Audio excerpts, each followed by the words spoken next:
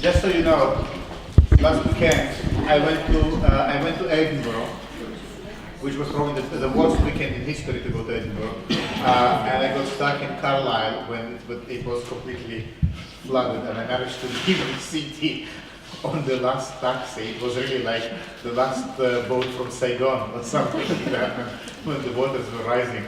So I obviously got a bit cold or something. So I might not sound my usual self. Just letting you know about it. But that was really quite astonishing how suddenly the whole sort of veneer of civilization disappears in 20 minutes when people realize they need to spend the night on a train platform. You know, there is no civilization left. And that was very, very educational and somehow not unrelated to the things we're looking at here.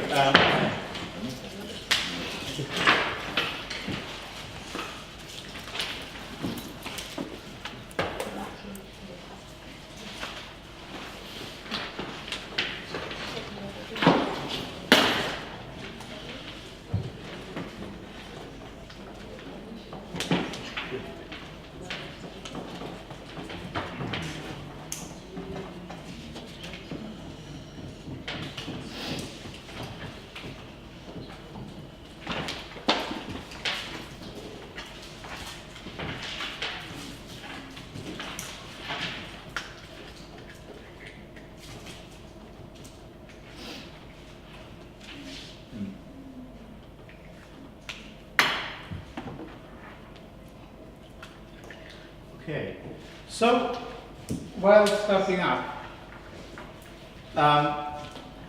let's see where we got last time. So, and this is the last session, so somehow I also want to bring this part of the seminar to a close. So this whole 6 weeks was called What is practice?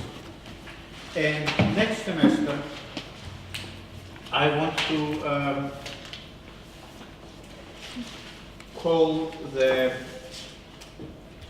following 6 weeks, or the following 7 weeks, something like the digital condition. So we will look a little bit more. Can you help me? So it lost its support.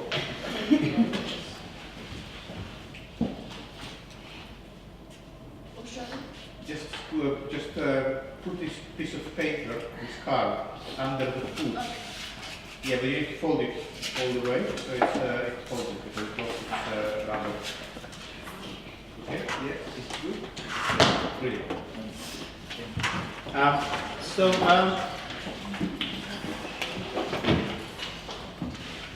Yeah, so next week, next semester, we're going to talk about the digital condition, getting a little bit more in depth into the forms of thinking, the forms of life that are relevant to the digital moment. How do you become radical? How do you become political? How do you become a lover or a fighter in the digital age?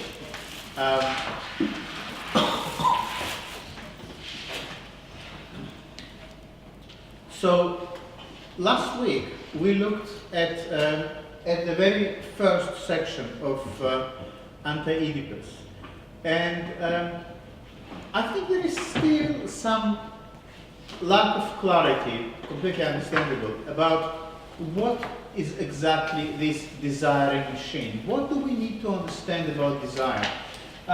We saw, if you remember, a couple of weeks ago, when we looked at Leni Riefenstahl's Triumph of the Will, we said desire can be a very dangerous thing because desire can be somehow linked to forms of totalitarian control and fascism.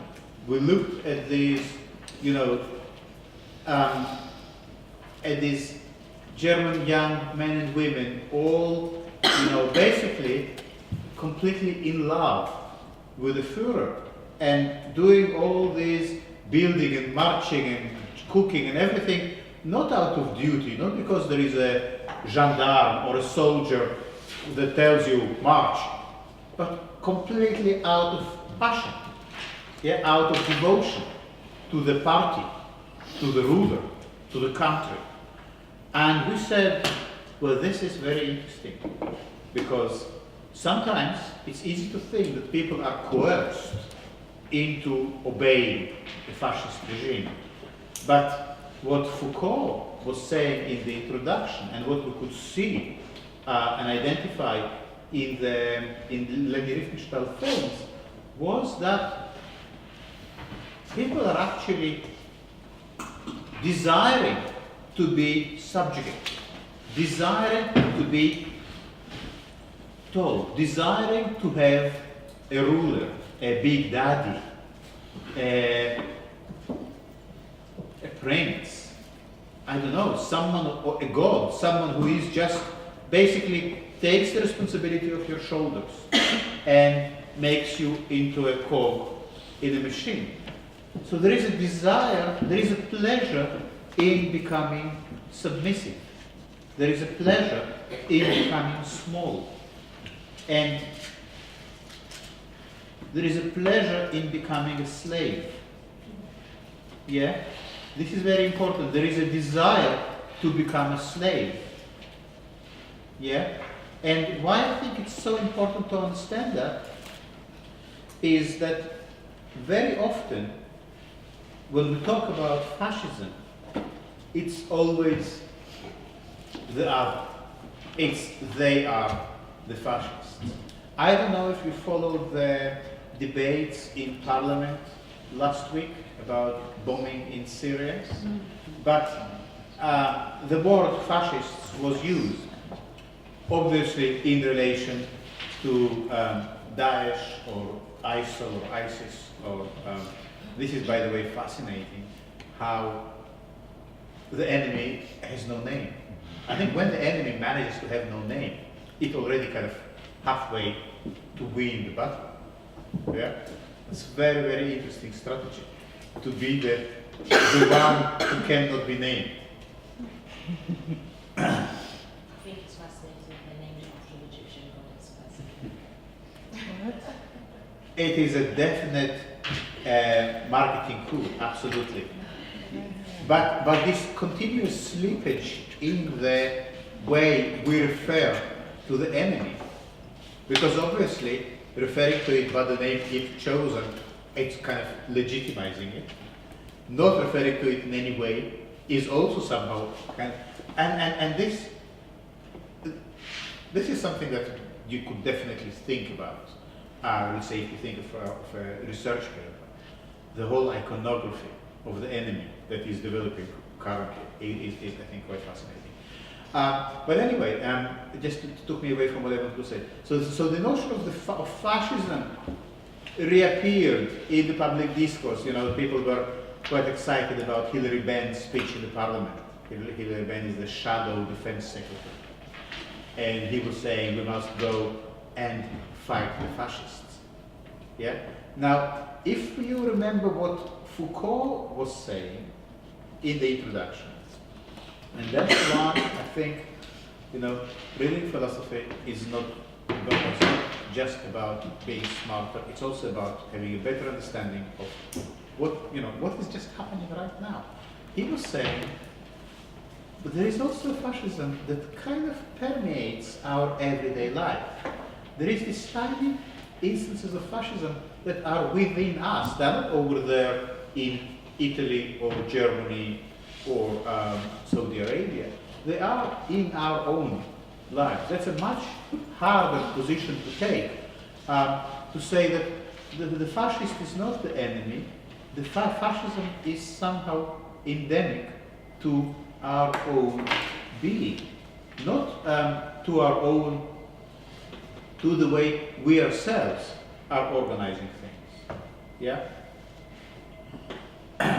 So that was this interesting move Foucault was putting forward. But then again, just to stay with the current affairs, how do you explain, for instance, that, I think the Prime Minister was talking about it passionately not long ago, that these young people from London schools just one day pack a bag and go over to Syria, to fight with ISIS and sometimes to be killed by the ISIS themselves.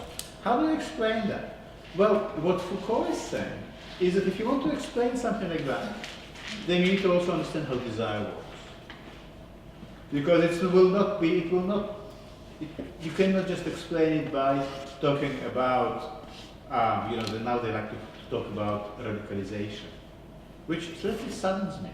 Because when I was kind of learning, radicalism was a beautiful thing. To be radical was a badge of honor. Do you know what radical means? Why are you laughing? So what radical means? For me, as a learning, when I studied chemistry, Yeah. and the first content that I was in contact with the word radical, that was in chemistry, Yeah. everything is an atom with an unpaired electrons. Yeah. So every Free time, radical. every time people say this is very radical, and unpaired electron came up into my head. So it's very funny. But what etymologically, what radical means? Against the mainstream. It doesn't mean against the mainstream, actually. The root. Yeah. The root? It's what is the familiar? What is the familiar? What do you want to say? Yeah. No. What is the familiar English word that is related to the notion of the radical? The roots. It's radish. Radish, the crispy little vegetable. Radish. Why it is called radish? Because it's a root. You eat the root. It's a root. A radical is someone that goes to the root, to the origin. Yeah, that's all it means. So, so I think that's one of these interesting successes of fundamentalism is to take our radicalism away from it. Yeah, because something interesting starts to happen to society when looking at the root of the problem seems as a bad thing. Yeah, when examining the origin, examining the very point of beginning is something you should avoid because it might blacklist you. Yeah, and obviously if you kind of put a black mark again next to looking at the root in one area, the whole idea of looking at the root in general somehow becomes an issue. But what we do in our philosophy classes is precisely looking at the root. Yeah. So, and I think this is a radical form of learning. Yeah. It is radical because it wants to find out where things are coming from. What is the origin? Sometimes it means going to the etymological root. Sometimes it means going to a conceptual root or a historical root. But that really, that is the meaning. Okay, so Foucault was saying that if you want to understand how fascism operates, two things are crucial. First, you must understand fascism is not over there. You are not secure. You are not protected from it. Your own being, your own social organization, our own social organization, has within it seeds of fascism. And Foucault, as an example, brings the Vietnam War. We are much wiser and older than Foucault, and we can have other examples, which I will not mention now, but take your pick from the last 10 years, if you like. So the first thing is to understand that fascism is not over there, but over here as well. And the second thing is to understand that fascism is linked to questions of desire. Yeah? Now, here we need to make a distinction between desire that makes you want to submit, that makes you want to be a slave, and this is the Oedipalized desire, yeah, and desire that actually can free you and give you tools and energy to step away from these frameworks. So that's what Deleuze and Guattari are talking about in Anti-Oedipus. They say when desire is Oedipalized, and you know already, we briefly mentioned the Oedipal trauma, so you know what it is about. Yeah, you know that when we talk about Oedipus, it is the framework that Freud built that concerned with the relationship of the developing ego of the child to the parents. And according to Freud, every child will go through this Oedipal stage. Every child will go through this Oedipal stage. It means every one of us, every one of you. In this Oedipal stage, you will desire your mother. You will have sexual desire for your mother. And you will want to get rid of your father because the father is on the way. Because you will want to be the father. You will want to be the grown-up person who is in charge. You will want to be in charge. Yeah, you were born very small, but you grew up, you learned things, and now you want to make a stake, you want to make your claim for saying, I want to be in charge. And that requires you to find a way to get rid of your father.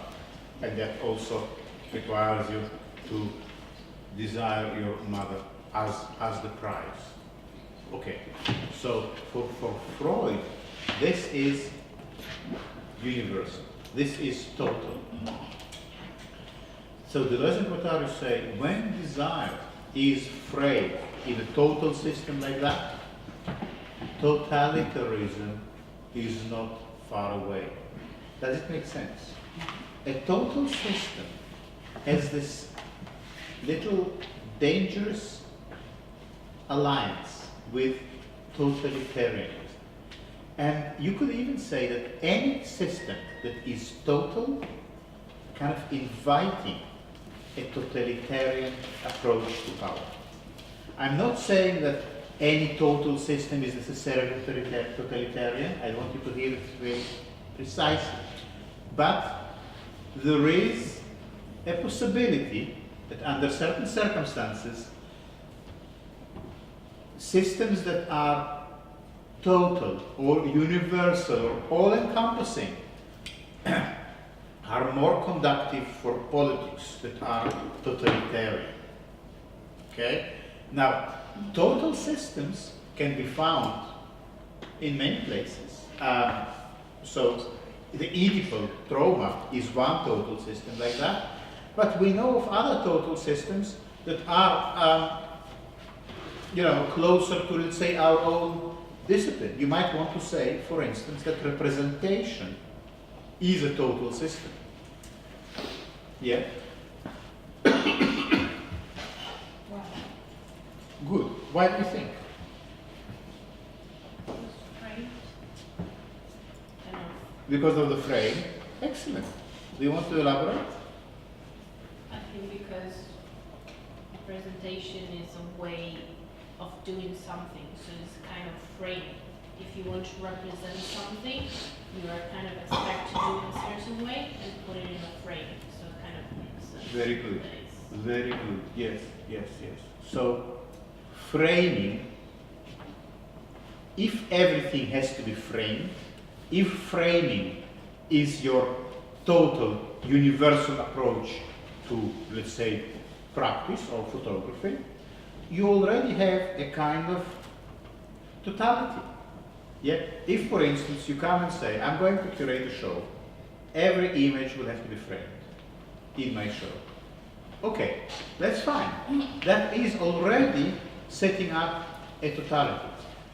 What does it mean? It means that, for instance, if someone wants to be different, that is not allowed.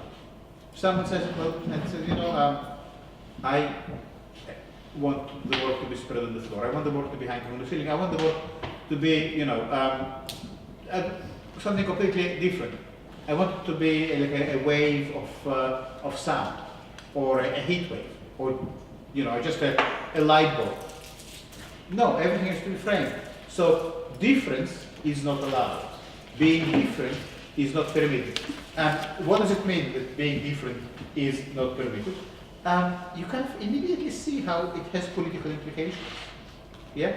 Because, okay, in the space of the gallery, it might seem a little quite benign, you know, all the curator just wants everything to be neat and tidy, you know, what is the problem with that? But once you establish this neat and tidy, and you have to also consider the authority of the gallery space, that the gallery space is a place where we go to look, you know, to learn, to experience. If the experience of the gallery is one of totality, we might take this notion of totality as the good thing, the real thing, the right thing. We might want to find this totality also, you know, in our children's classroom. You know, why not expect all children also to be, you know, to behave in the same way, to wear the same outfits, to look the same, to speak the same language, to speak the same accent, to have the same thoughts, you know, to believe in the same things. So you can see how this notion of sameness, of this totality, introduces this idea that the whole has nothing that does not, that covers everything. There's nothing that cannot be subsumed under the whole. So in this wholesome, universal, total system, everything is unified and homogenized, and if you are different, because you don't want your work to be in a frame, because you maybe speak with an accent, because maybe you look different, maybe your sexual orientation is different, maybe your skin color is different, maybe you simply just, maybe you look different, you're taller or shorter, or you have big things, or I don't know, then you have a problem. Then you somehow just don't fit. And that becomes the overarching political situation in which only those who fit within the frame are part of this wholesomeness. Yeah? Does it make sense? Okay, so so Deleuze and Guattari then say, hold on a second, there is another form of desire, and I think that we had a conversation, we had a very good exchange. I think, Michal, you were quite important in this conversation, maybe 2 or 3 weeks ago, when you were saying, if we just replace, if this is the desire we have, this desire is not any better than any kind of binary system. Correct. This desire we are talking about is very closely aligned to fascist tendencies. And why? Because it is already framed within this notion of totality. Deleuze and Guattari say that here is a program for politics, for political agency, and for making art that will not reinforce models of totality. So let's go back to let's see if we can figure it out by ourselves without going to the text. Let's say, here is it, look at my direction. Let's go back and say that you are the curator of this show. Yeah. So there was this curator that told everyone to put their work in frames. We got rid of them. We sent them home. Now you are the curator. You can redesign the show. You already know that totalities are politically dangerous and suspect. What is an alternative? How else could you approach this this show?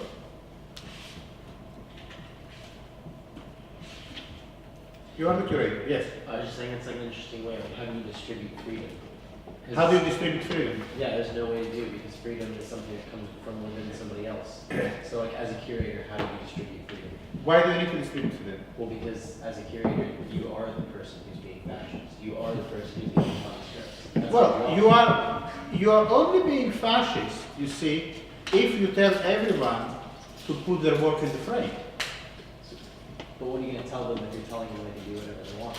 You're still telling them, I guess, I don't know. Okay, yes, there is still the notion of the curator. So what might be a solution? No curator. Reverse the role. For example, no curator. Fine. Why not? No curator. Anyone who likes brings whatever they like.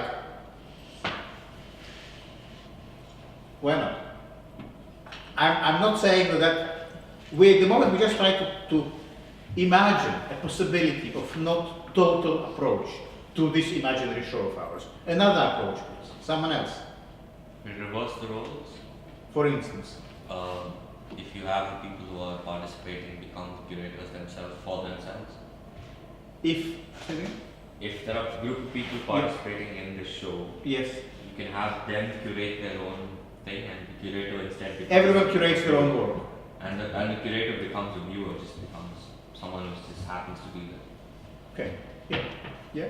You could also say that the artists select a curator among them, democratically, for instance. Or what else you could say? What else could you do? Let's say there is a curator. Let's say you are really the curator. You are brought to curate. You are paid a salary. Yeah. You can't say I'm not doing it. But then the question will be: are you really refusing the possibility of political action because you are concerned that political action is? What is the alternative? The first principle of politics, do you know what it is? Working together in partnership. The first principle of politics, at least according to the traditional kind of Marxist politics of Gramsci, or Marx, or Lenin, is that there are leaders and there are led.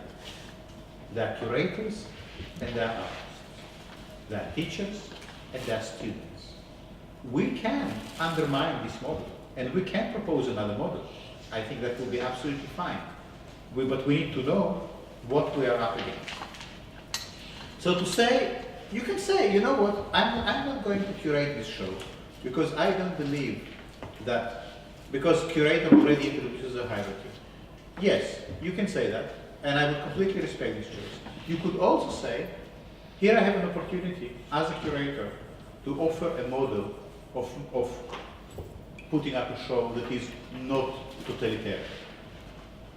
And now I'm asking you, how would you approach that? How would you approach the task of a non-totalitarian show? Giving like if a curator gives suggestions rather than saying you need to do this, right? Maybe they can just sort of try and just, I don't know, persuade you? No, not really persuade you, but just give ideas, yeah? Okay, fine, yeah. Well, it seems to me that if the previous model was everyone has to bring work in frames, and if you go to many photography degree shows until today, that's what you see, work in frames. And usually it will be one person who does something like an installation. But generally, it's frames, 16 on the ground, and all this jazz. So you could say, bring whatever you like. Bring whatever work you like, and we will somehow deal with it as with whatever, we will just work with whatever we have. That would be one approach. If you use an actual fighting fire with fire, if you use the totalitarian approach and say no frames allowed in this show, Yeah. nothing to be put up on the walls, Is that good? But then again, you said but that would only serve that one objective of not. Let me ask you that. What can you oppose to a total model? freedom.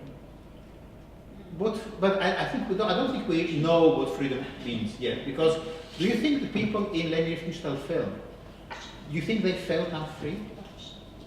They felt completely free. Their love to the Führer was totally voluntary. So I think we need to figure out what freedom means, and I think we might do that today. What can you oppose to a totality? Passion. Sorry? Passion. Fragmented. Fragmented model, excellent. Maria, that's very good. A fragmented model, yeah, very good.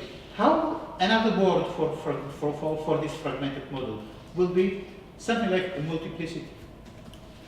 Instead of having one approach, you might say we have a multiplicity of approaches. If you want to bring working frames, bring working frames.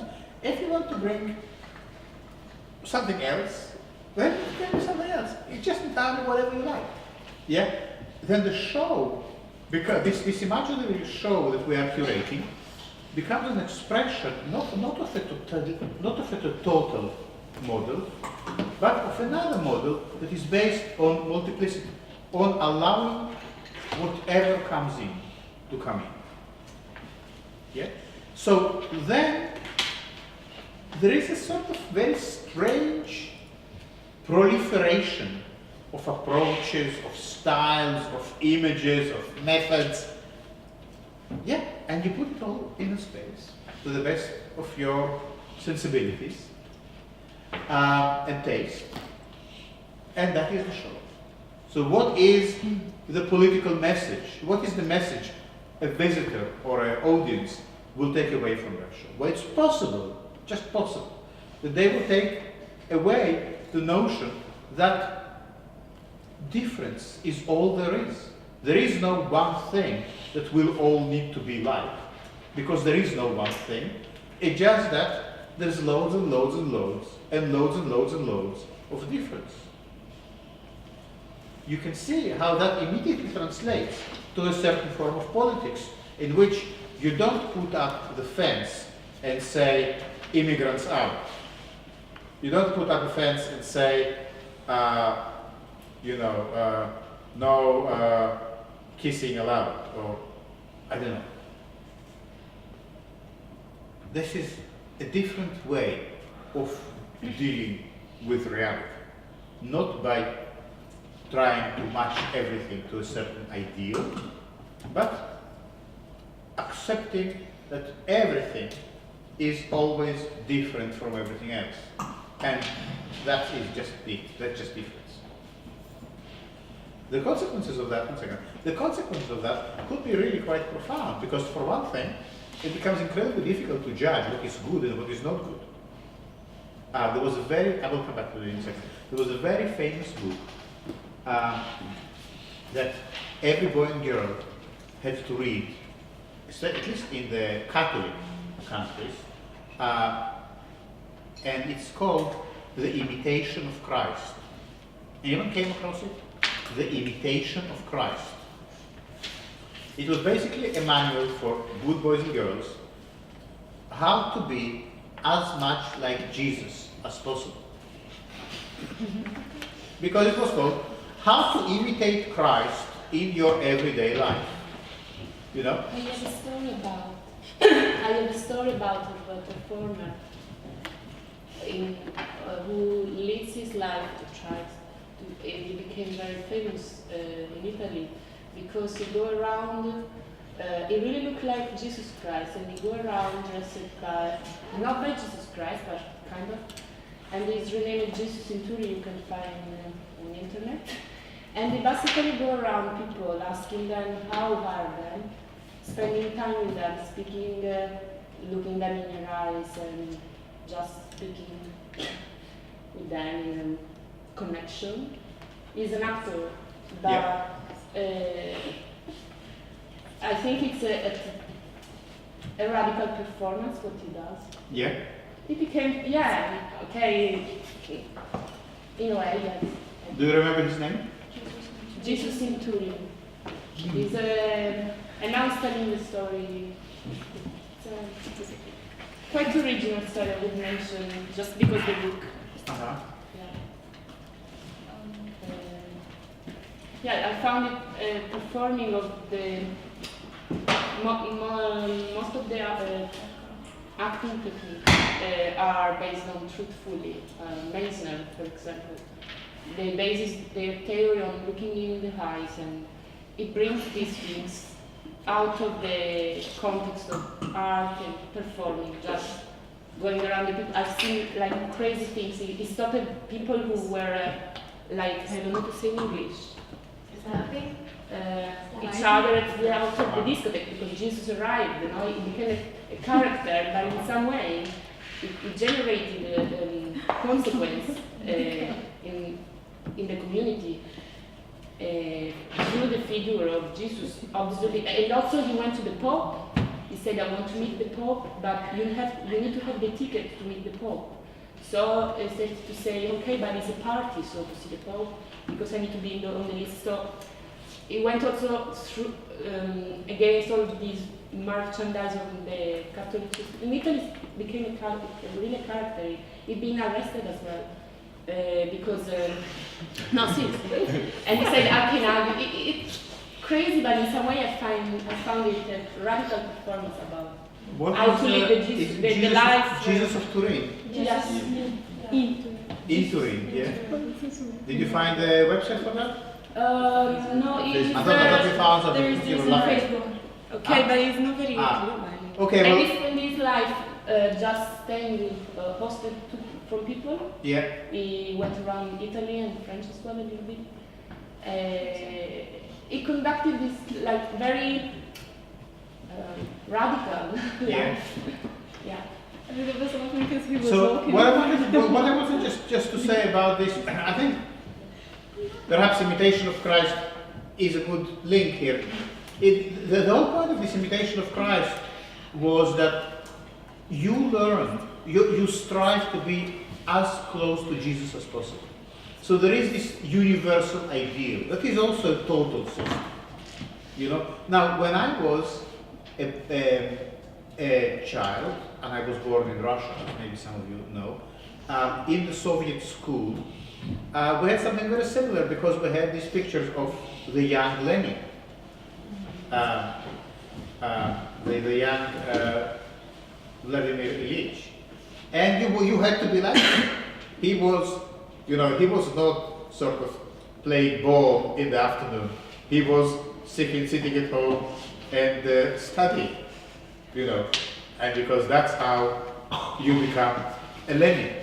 It doesn't really matter whether you're supposed to imitate Lenin or Jesus. The whole point is that there is one ideal, and you are measured on how close you are to that ideal, So if as a good Soviet boy, there are certain things you're supposed to do and not supposed to do. This already introduces this notion of totality, and when they talk here in the UK about the British values, again, it's another total system. You have to be part of these values, and if you are not, then you can see how it's quite easy to say who is good and who is bad. The one who is the closest, the one who is the most like Jesus or like Lenin, or the one who has the most British values is good.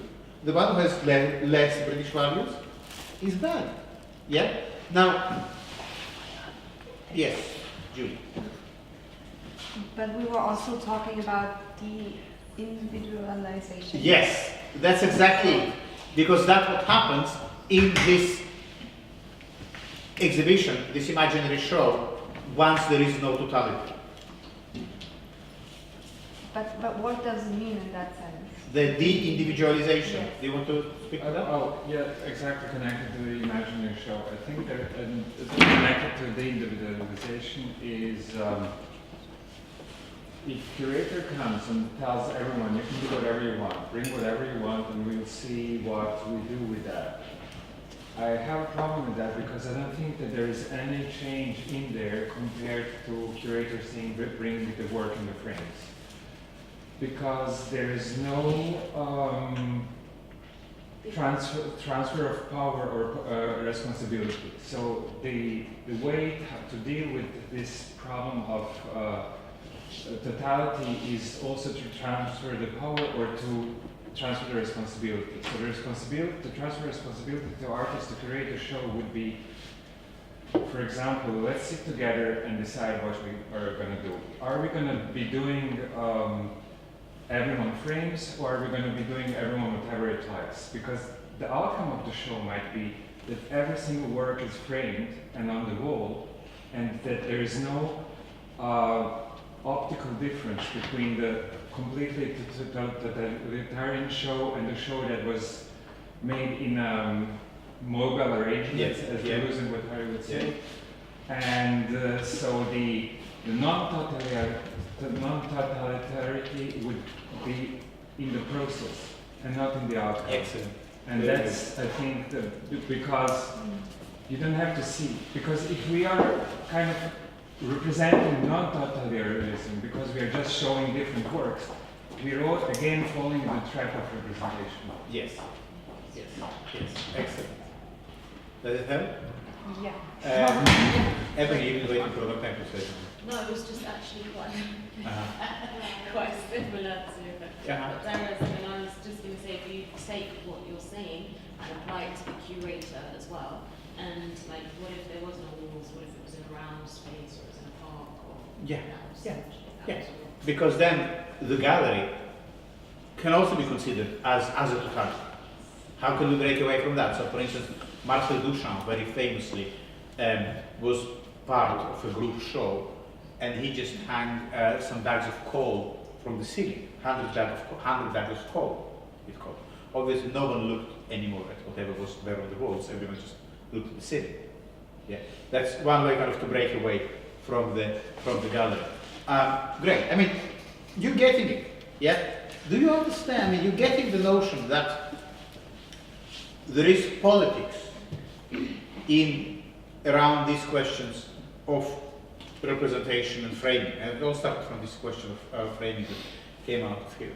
You also can, I think, get the sense that actually a fine art course like this one will necessarily also be a political course. Yeah. So, and the decision you make to become an artist is also on some level a political decision. Okay, so anyone wants to add something to this introductory remarks? So we already saw that there is very broadly speaking, the way to oppose totality is through multiplicity. Yeah. How would you imagine, let's say, a society that is based on multiplicity? In a multiple society like this, there will be no room for a book like The Imitation of Christ. There will be also no room for the British values. Yeah, I'm not saying, by the way, that something is wrong with the British values, whatever they mean. Even though I think they do involve eating a lot of meat. But I don't think to be flippant about that. Not at all. But I think whatever values, once they are presented as a universal, as a total, as the truth, they can also become a tool of oppression and a tool of ideology. Yeah? Truth itself, it can very easily be and is a tool of oppression. Yeah, that slightly connects to what we were talking about maybe last time when we spoke about the difference about whether it's a logical statement like A equal A, if it is also a political statement. Okay, so basically, one second. Basically, what follows from now on in our reading of Deleuze and Guattari is how do you actually get to work with the multiplicity? How do you channel your desire? How do you channel desire not into a total system, but into a multiplicity, into a diversity, into a heterogeneity, or a bifurcation, or call it whatever you like. But the point is, how deal with desire not within the Oedipal framework, when everyone has to go through the same trauma, but kind of say, well, what if everyone has a different trauma? What if we not all want to sleep with our mothers and kill our fathers? What if this whole model is only one aspect, one dimension of something much more pluralistic and multiple? Then what are the ethical, political, philosophical consequences of this way of thinking? Anyone has something to say?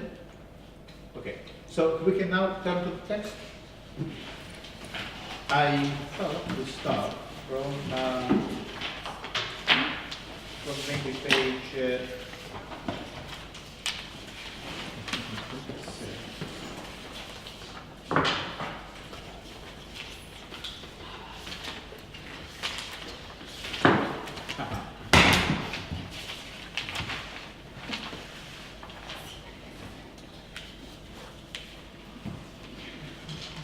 Okay, let's go to page 5 first.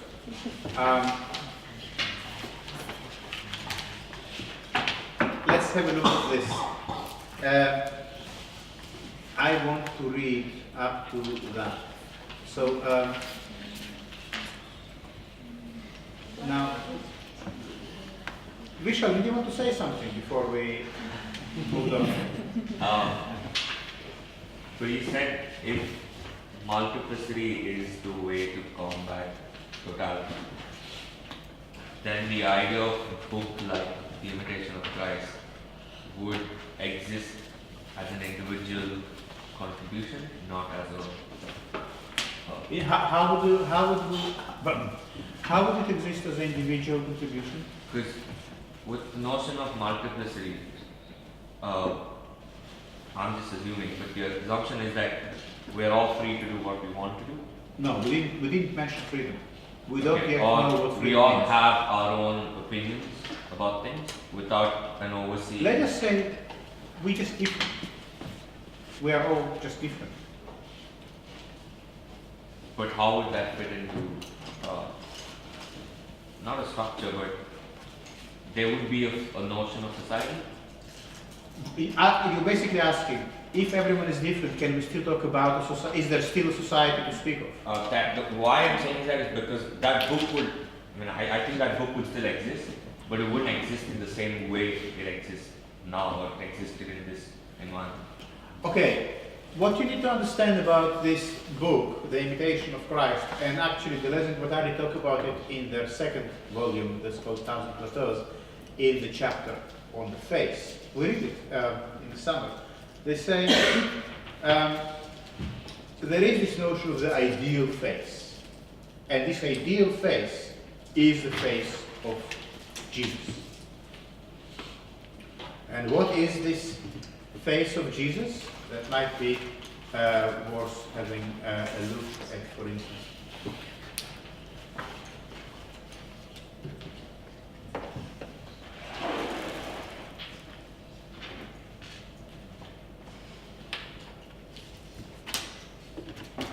So when Dürer paints himself, paints a self-portrait of himself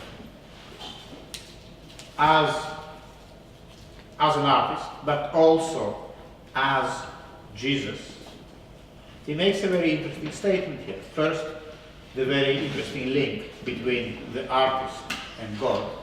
Both are creators, after all. Yeah? But also, if we forget for a second that as a self-portrait, the iconography of the face of Jesus is very varied and rich. But at its core, it is this male, white person with a beautiful, harmonious face. No distortions, no, for instance,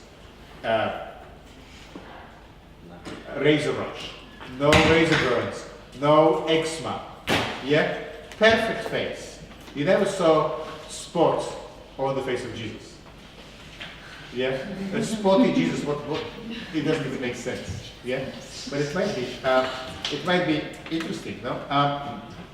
So they say, and I'm referring to this other book, 2000 Plateaus, that our Western history is very much about modeling this face as the ideal that to aspire to. So to be closer to this ideal is better than to be removed from it. And if you are very much not like Jesus, you're almost not a human.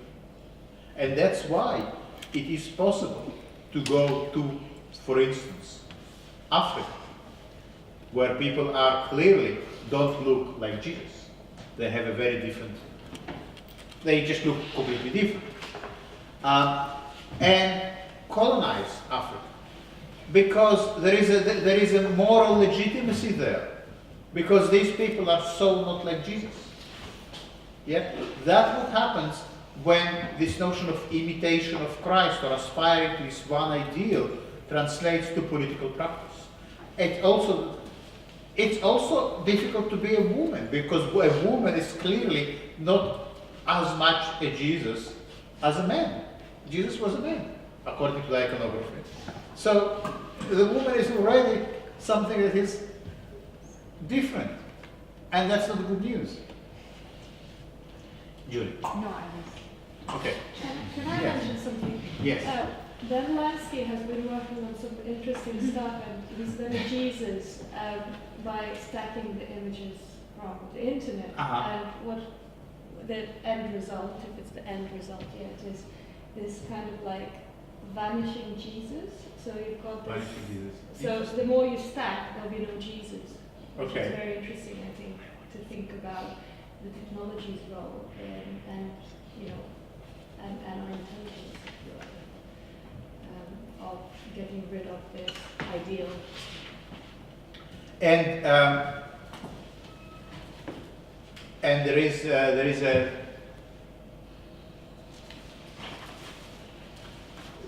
this genesis. I think it was maybe a nephew of Darwin, Sir Francis Galton.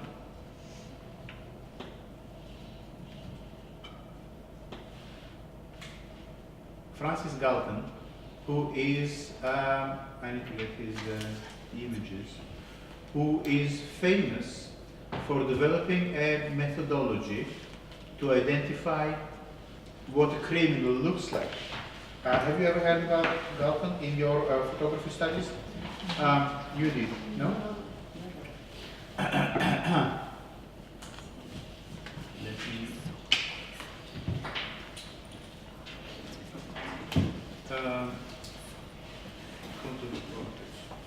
So he developed a way of identifying criminals by taking photographs, basically mug shots, and that was in the age of Victorian forensic science, the late 19th century, when photography was a new, very exciting invention that police started to use. So his idea was, if you superimpose faces of criminals one to the other, you will find what a typical criminal looks like. And then you will be able to identify a criminal just by the way they look. The idea was that that all criminals have certain unifying features. All noblemen also have certain unifying features. So this is, I mean, you can read about it, it's fascinating.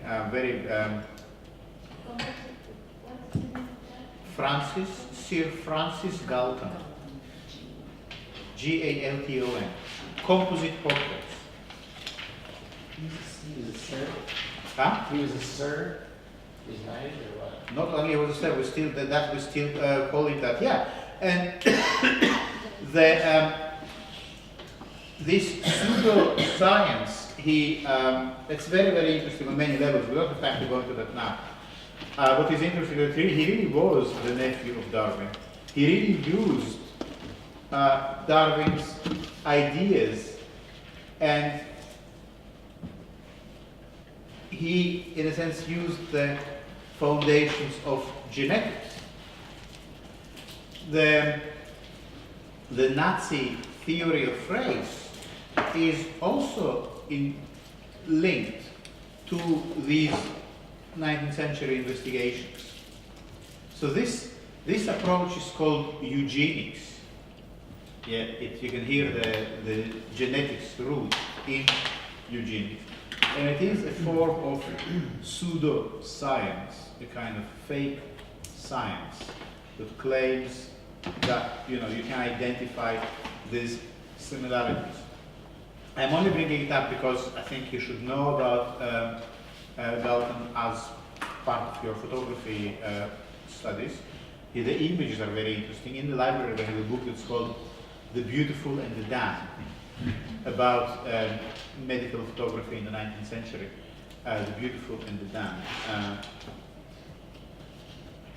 It's quite an interesting link that he was the nephew of Darwin, because it reminds me, on a completely different note, like Edward Bernays being the nephew of Freud, who invented the whole of public relations. So there's this dark, I don't want to sort of resort about this, but this one man who tried to explore the, what it means to be human, the human condition, and then the relative just sort of That's right. to the other side. That's right, yes.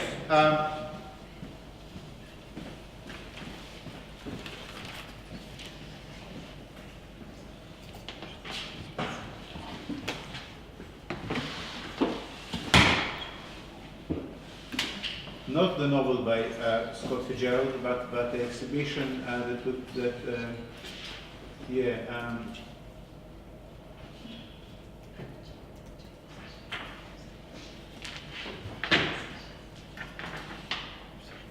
this book, The Creation of Identity in 19th Century Photography.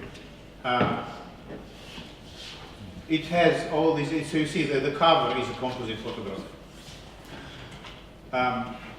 We have it in the library. It's a really great book. I would recommend. It's actually, if you can find it secondhand and buy it, it will be a good addition to your library.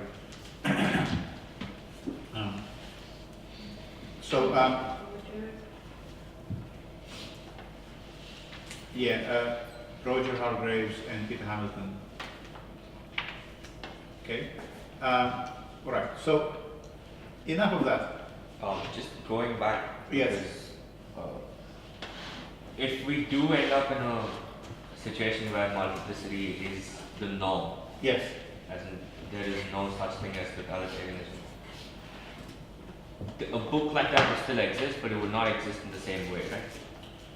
I don't know what it means to say that a book like this will still exist.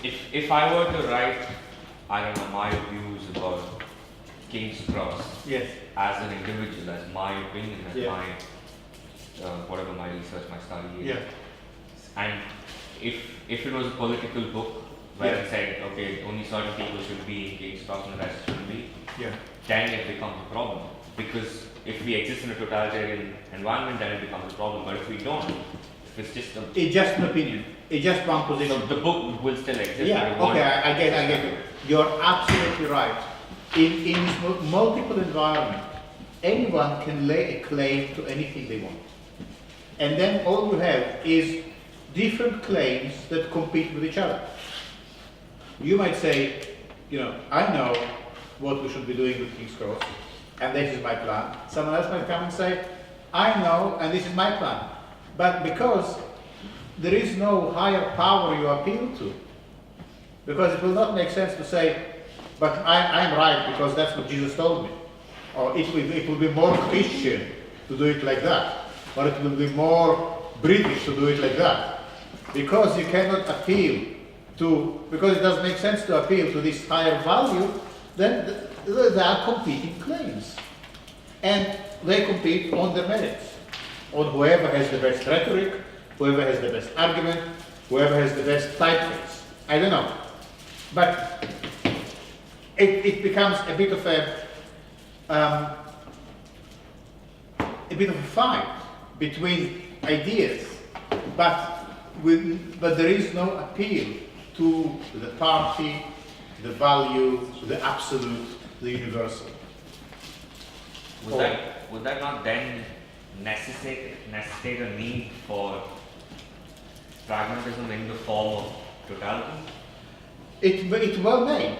I'm not saying that this is somehow so it solves any problems. I'm just saying here is another way of approaching being or society which does not put an ideal for everyone to aspire to, but says what we create an environment in which multiplicity and diversity is possible. Yeah.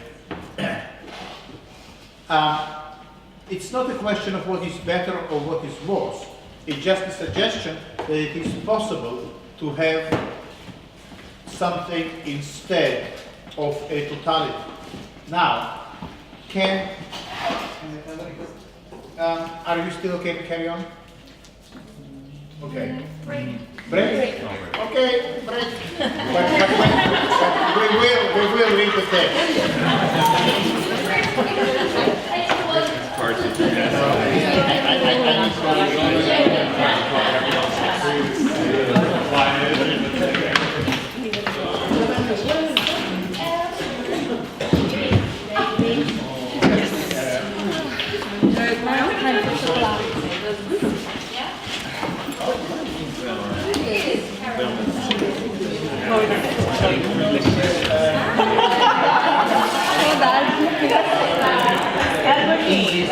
Yes. Do you have something?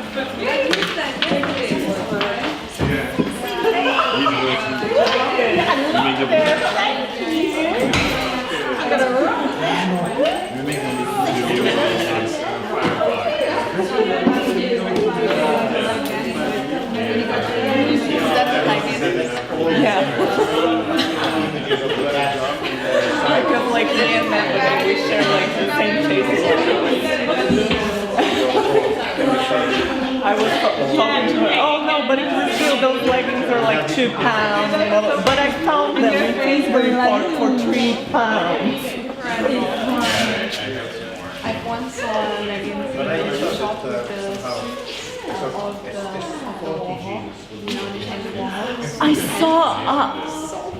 I saw a girl yesterday wearing that. Yeah,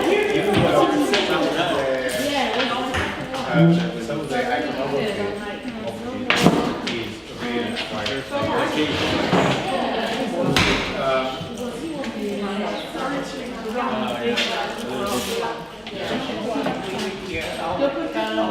I couldn't come, sorry. Okay. To see. I feel How are you? I'm fine. Yeah. And you? You look happy. You look happy.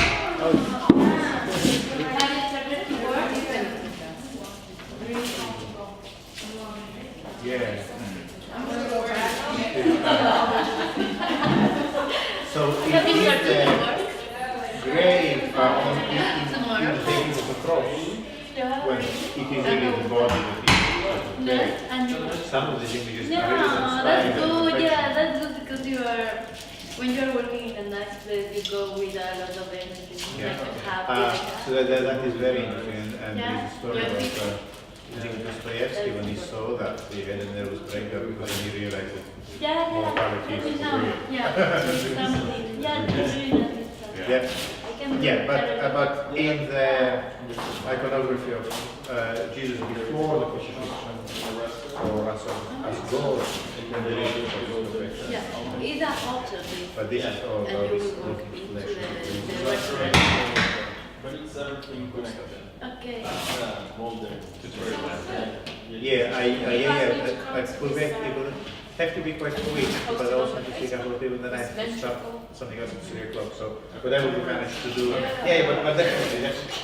Yeah. We will go this weekend. Hopefully we will go.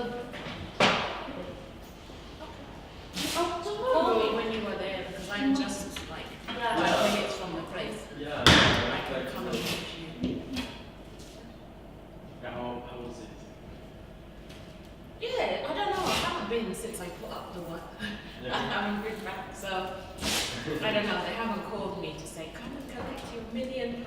I'm assuming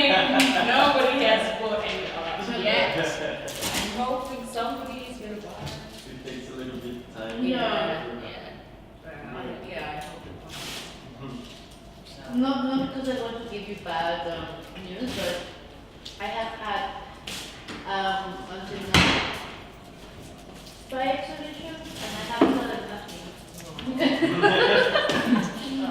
But it's not this is a very bad news. Anyone would freely help me. No, of course, I will. Freely. Freely. Not freely, like. Freely. If you want to help me, feel free to tell me. Is what You mean you're not being a fascist dictator? Yeah. You know what? You're not being a fascist dictator. Who wrote all the chocolate? You told me Siobhan. Sorry about that. But I'm not sure that anybody. No, you know what? I found on Saturday, it's impossible. And you are. And I found no one, 2. Ah, good. So, I said, wow, brilliant. And I need a lower one because I'm only short. are you treating this thing with love or? I'm not in the rush, yeah. I only bring you over here. But you're throwing them away. Marilu, are you gonna keep these things or? Yeah. Even though if they are like this, I'll keep. Because I don't know, in my life, like this. I Okay. Like this? No, not like this. I don't think they can do that. I know. So are you gonna spend? You are now You the are artist. gonna spend your Christmas. Yeah, I will be here. Yeah. Let's do something. What are you and Mama doing? Ebony also What are wants you and to. Mama doing? Huh? What are you doing? No, what are you doing? Oh, almost nothing. They will stay here with us. Yes, because we are all going anywhere. No, please. No. It's better. Sorry, the second one. It's gonna stay Good. here. Do something. She'll be in Spain. Oh, amazing! Yeah. I have a lot of envy now. I'm not the bad envy, no, it's the really good envy. yeah. I want to be there. I wish to be too. there. No, it's not going to be No, here. No, me. Okay. I'm kind of happy with this.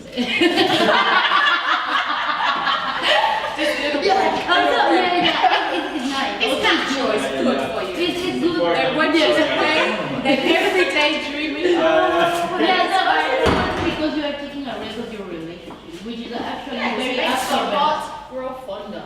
Yeah. Absolutely. Just right now.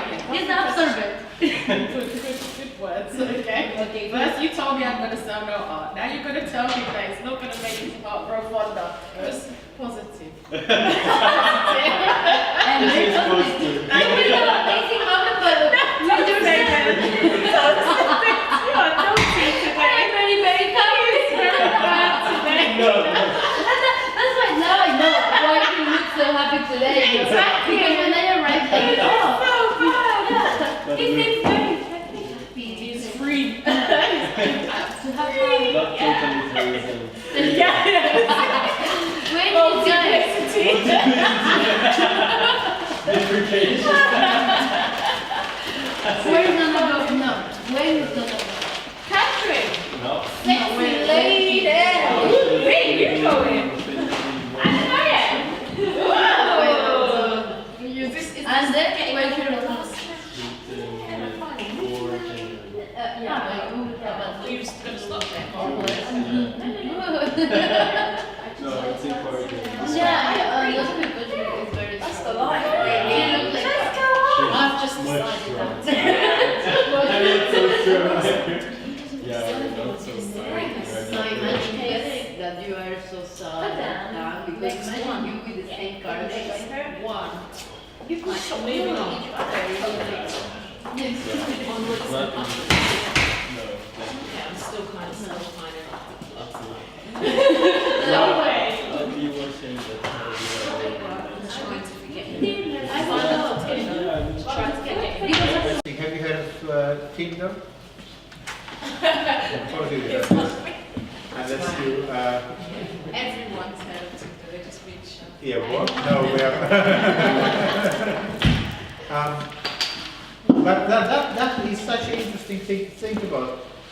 Do you know, Tim, there is this dating app? Yes, swipe left, swipe right. Yeah. So how is that a desiring machine? That seems like a very much a machine, a very much dealing with desire. And might be a very interesting direction for a project. Yeah, anyone here did any art with Tinder? We have. In NCC. Sorry? In NCC, Yeah. I've seen a show last year. Jocelyn Hurley, she had a video about conversation with Tinder. It was amazing. We have a second year student, Juan. He was working with dating apps last year. I just think it might be quite an interesting direction for someone who is still developing the project for February or when the assessment is. But with this in mind, let's now move and look at what Deleuze and Guattari have to say about desiring machines, because I think what we start to get sense of, what we start to understand, is that desire can be channeled into a total system, and it becomes incredibly dangerous and can be potentially linked to the way fascism develops in society. Or desire can be also channeled, or let's say explored in a non-systemic way, which is more multiple, diverse, heterogeneous, varied, and then it can acquire a significance as a force that is more political, more radical. So let's now look at what are desiring machines. So could someone read to us what I highlighted here?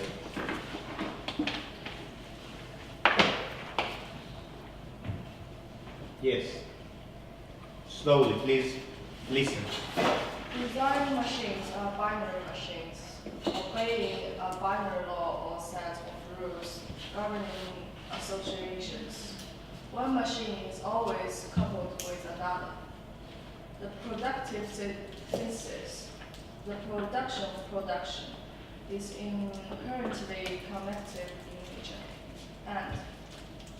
And then this is because there is always a flow producing machine and another machine connected to it that interrupts or draws off part of this flow, the breath, the mouth. And because the first machine is interconnected to another, those flows it interrupts or partially breaks off. The binary series is linear in every direction. Desire constantly couples continuous flows and partial objects that are by nature fragmentary and fragmented. Okay, so give me an example of a desiring machine. Baby? Sorry? Okay, that's the example they talked about here. The breast, the mouth. Yeah. So we spoke about it in detail last time. Yeah. The flow of the milk. The two. It's not the mother and the child in the material interpretation of Deleuze and Guattari. It's a machine that somehow manages this flow of milk. I want another example. Penis? Again? A penis. How do you mean? Well, or a human being, but so the penis produces flow, Right. like breath produces flow. Okay. and I'm only taking a particular part of the body, but it is that particular part that is connected to the desire that has a machinistic process. Well, they say, sorry to interrupt, this is because there is always a flow producing machine and another machine connected to it that interrupts or draws off part of this flow. Only together, only when these two machines are linked, the desiring machine is happening. Okay, I will give you an example. Yes, Julie. When we were talking about the plants, Yes. the sun, Yes. for example. So, where is the flow? It's the light. The light. Where is the interruption of flow? Photosynthesis. Sorry? Photosynthesis. The photosynthesis. Great. Very good. Here is the example from this room. Can you give me an example from this room right now? Electricity. We all just wanted to go out for a break. Sorry? Because we had no light. We were desiring sunlight. I don't know. Sunlight. Desire. Well, I think, but no, be careful here. Be careful here. We are talking about something, one second. We are talking here about something that happens. Identify a machine that produces a flow. Identify another machine that interrupts this flow. Yes. Yes, sorry. The projector and the screen. Okay. The projector produces a flow. If there was no screen, the beam would just go to infinity. The screen interrupts the flow. You produce a flow. Sorry? You're producing a flow. That's right. Yeah, that's the example I want to talk about. I am a teaching machine. And you are a learning machine. Yeah? Now we can also say the other way. You are the teaching machine and I am the learning machine. But there are two machines. There are two machines. There is, I produce this flow. You interrupt it. You interrupt it because you say, hey, excuse me, but I don't agree.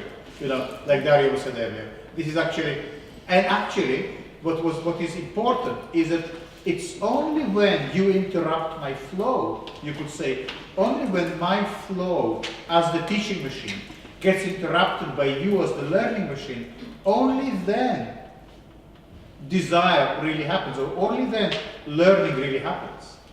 It's only when one of you says, actually, I don't agree. Or you say, and here is an example. Or you say, but how will it work in the case of X, Y, and Z? When you interrupt this teaching flow with your own machine, some friction happens. And that friction is precisely the site of learning. If I just sort of talk, and you sit there and absorb, that is in itself not yet learning. Yeah? Because you're not an empty glass that needs to be filled, or a sort of wall that you throw mud and some gets stuck. The actual learning happens when you interrupt my flow or I interrupt your flow.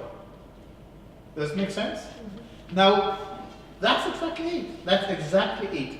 Think about that in terms, for instance, your install on Monday. Yeah? So perhaps what Suki's task is to interrupt your flows and to create various obstacles for them to make them flow around. Or perhaps, what else? Can we have another example? Think about your own practice from the perspective not of what idea you wanted to illustrate or what you wanted to express, but what are the flows and how they get interrupted. Forget about the content. It doesn't matter what the picture or the installation or the object is about. Where are the flows there? How they get interrupted? Where, what machines get involved in your own production? Think about it in that way. The advantage is that you somehow step away from the content. The content becomes less important from the way energies, or basically the content then is really a conduit. The content is a conduit of energy. It's a conduit of a flow. the content of the work is a channel through which something flows. So let's say desire flows. So how you make it flow, where you make it interrupt, when you interrupt the flow, when you make it change direction. That's all there is. And this really is kind of an interesting way to think about artistic production.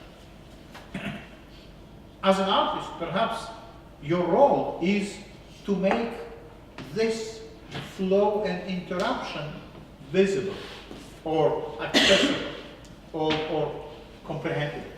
So it's not about illustrating an idea. It's not about making a picture of something. Think from the perspective of the flow. Something then opens up. The work appears to you from another dimension. If you paint, for instance, think about the flow of the paint and where the flow gets interrupted, where the flow gets broken. I'm not sure if this is related, but what's the flow of stars, like in universe? Yes. Like all the stars, planets, they just moving away from each other, and there's nothing to stop them. They just move.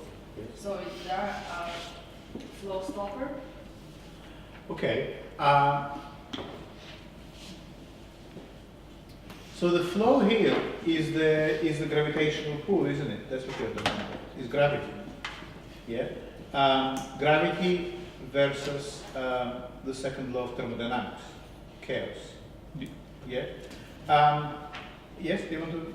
Yeah. I mean, you could say the flow with that is the only way we can see stars and planets is the light that's coming from stars or planets, whether it's directly from the star or reflected from the planet. So maybe the flow, the stoppage in the flow is the cameras we use to see them, or our eyes.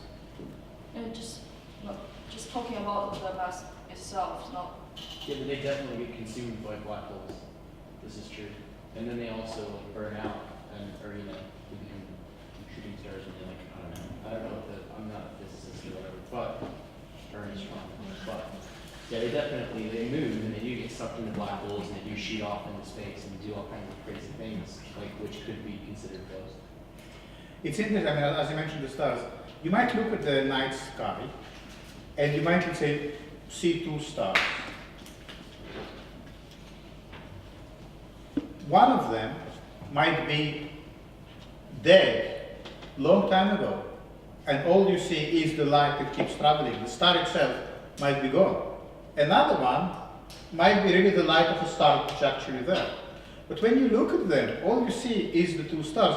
How can you tell if you look at if the light represents a star or if the light represents nothing? There is no way of telling. So you kind of see how representation doesn't work. Because there is something else there. I think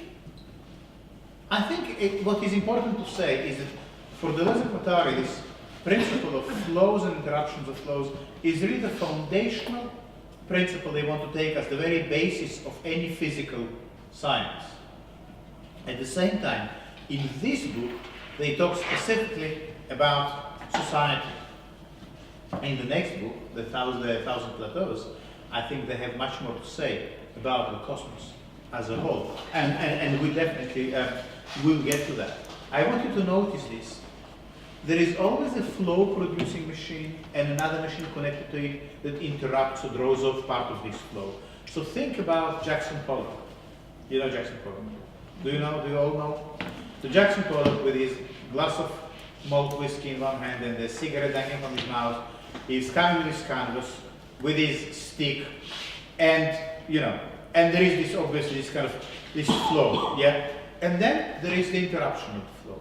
The interruption might come from the canvas. It might come from frustration. It might just come from something that causes to change direction. Yeah? So there is this, the flow might be the movement of your hand as you draw or as you dance, and then there is the interruption, is the encounter with the floor, or the wall, or the canvas, or another person. Yeah? And when this encounter happens, this is a desiring machine. Going back to Stanley Kubrick's film, the monolith is a form of interruption in the flow of air. The monolith is a form of interruption, I think that's right. But the monolith is also a desiring machine. You remember there all the apes started trying to touch it like this, as kind of worshipping this thing, yeah, or kind of developing a sort of relationship with it. So I think that the monolith is also a desiring machine, and it is interrupting the flow. That's right. Yes. Yes. But also the bone. When the bone becomes a tool, it becomes a desiring machine. Because what it is, suddenly you realize that with this, your desire to annihilate your opponent can be materialized. Suddenly, your desire to see this other ape dead can be actualized with this tool. The tool becomes a tool of desire.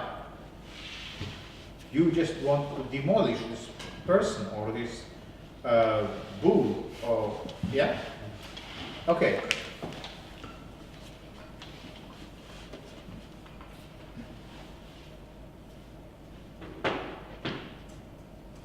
What we're going to do now is before we was it you? Yeah. Why? What did you want to say about that? Oh no, because we were talking about like totalitarianism and British values, and I found this on the subway. And I That's think, right. Yeah. I see. Yeah. British jobs for British workers. Walk the streets in safety. Be proud to be British. Restore law and order. Stop political correctness. Stop asylum and immigration. I don't want to read that, but you get the sense. You get the sense of how. I mean, have you watched the news yesterday? Do you watch the news every day? You need to do that. Do you listen to the Today program on Radio 4? Why do we need to do that? Your system? Because you need, as artists, you need to know what is going on. These are the materials from which you make your art. Your work is somehow in relationship. I'm not saying it's a direct relationship, but you need to be informed. You also need to read the horoscope. Not just the news. You also need to read the horoscope, and you need to. So why the horoscope? That's a very good question. Because why do you think the horoscope is? Why do you also need to read the horoscope? It's an illusion. It is an illusion. And yeah, great. And as artists, we illusions is what we do. And we better, learn from the best. And the horoscope is an illusion that seems to do pretty well. So there is something to learn there. And that's the true thing, that's the real truth. As artists, there's nothing you can afford not to be interested in. You need to keep your fingers in all the pies. In the political pie, in the scientific pie, in the economic pie, in the mystical pie. Yeah? You need to, because you are the desiring machine. 1 second. You are the desiring machine through which all these flows get interrupted and reflected back in whatever way. Yes? But what happens if we don't feel desire to work into that field? Then you don't. That's fine. Then you do something else. Yeah? But you need to watch the news. I think you need to listen to the Today program on the Radio 4 in the morning when you wake up or whatever. It's not making. I know. I hear you. I desire a very calm, quiet, meditative morning that is not involved. Okay. I hear you. Yes. But if you can bear it, and I'm not saying it's pleasant, But it's not pleasant to be an artist. It's just something that has to be done. And there is some pleasure there as well, of course. But, you know, you really need to, what happened yesterday that was interesting, that's somehow relevant. Anyone here watched the news yesterday? Donald Trump. What about, what he said? No more Muslims. Yeah. What did he propose? No more Muslims. No more Muslims, to ban all, the entry of all Muslims to the United States. Yeah, well this is how you build a fascist state. You make people scared. You tell them that they are in mortal danger, and you say, there is only one thing that can save you. It's me. I saw actually a quiz that was asking people, like showing some phrases that Hitler said, Oh, yeah. and he said Donald Trump, and which is which you had to match. It's impossible because it's so similar. Is that possible? And Donald Trump, you know, he's also very dangerous for another reason. Because he's very funny. And he knows how to make people laugh. And that's interesting. You make people laugh, it means that you are appealing to their pleasures.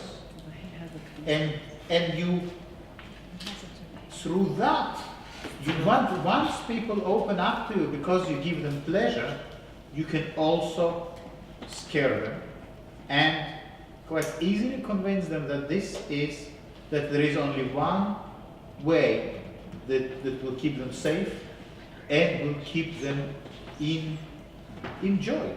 And that is Donald Trump. So that is very interesting. That's how these things work. So unfortunately, what we read is very much kind of you know, it's the current moment.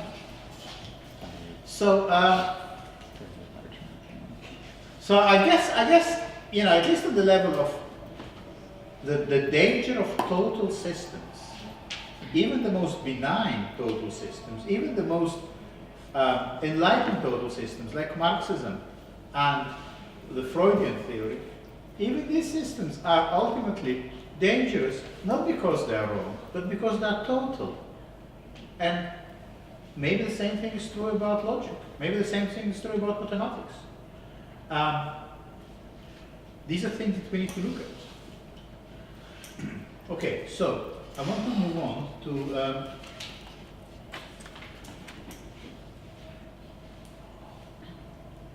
let's have a look at this.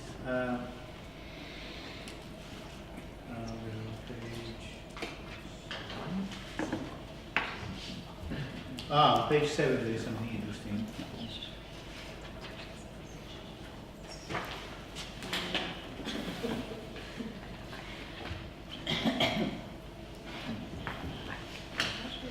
What about this? Can someone read to us this section?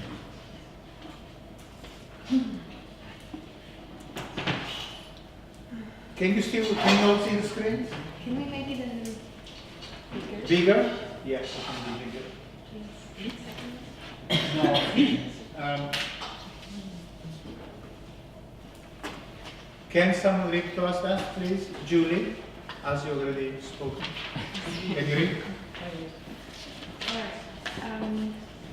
The satisfaction the handyman experiences when he plugs something into an electric socket or it diverts a stream of water can scarcely be explained in terms of playing mommy and daddy, or by the pleasure of violating a taboo. The rule of continually producing production, of grafting producing onto the product, is a characteristic of desiring machines, or of primary production, the production of production. A painting by Richard Lindner, Boy with Machine, shows a huge, pudgy, bloated boy working on one of his little desiring machines after having hooked it up to a base technical social machine, which, as we shall see, is what even the very young child does. Okay, very good, thank you. How do you understand that, Julie?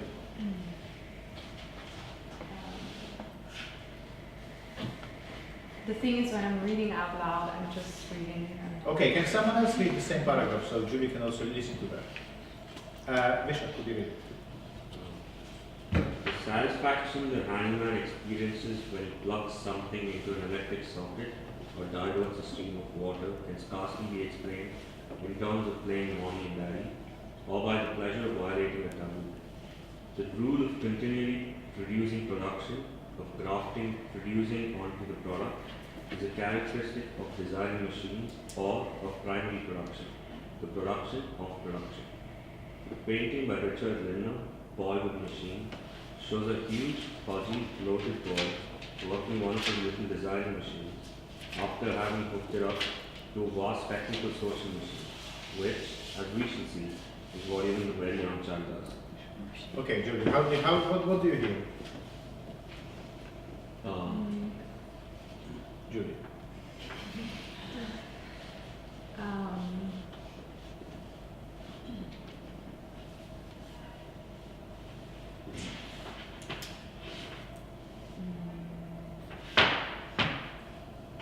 What does it mean to say that the satisfaction the handyman experiences when he does something or other cannot be explained in terms of playing mommy and daddy? It means that can't be explained by Freud, right? You know, you can imagine, let's say, a Freudian analyst say, "Oh, of course. Well, you enjoy being an electrician. You are when you plug your what is called when you plug your plug into the socket, you know, this is a Oedipal thing. You know, this is a penis entering the vagina. This is the coupling. You know, this is why you are drawn to electricity. This is why, you know, that's how you ended up as an electrician, because you still reenacting the trauma of maybe watching your parents having sex. That would be the Freudian approach. Yeah. So it goes back to what we said earlier. This idea that everyone had the same trauma. Every action can be explained from the perspective of the Oedipal trauma, of this, you know, I need to be like my daddy, or better than him, or instead of him. I desire my mom. Yeah? So, the satisfaction, they say, cannot be, they say it is somehow reductive to try to explain everything from reenacting this Oedipal trauma. There is also the pleasure of plugging something in and making something work. And this pleasure of making something work, there is a pleasure in hooking up the system in a way that actually makes it operate. Sound starts to come out of the speakers, image starts to come out of the projector. The pleasure of putting it together is not necessarily an Oedipal pleasure. It's just a pleasure of watching something work. It also can be a pleasure of allowing this flow from the screen to from the computer to the screen, to just allowing it to manifest itself, to articulate itself. Yeah?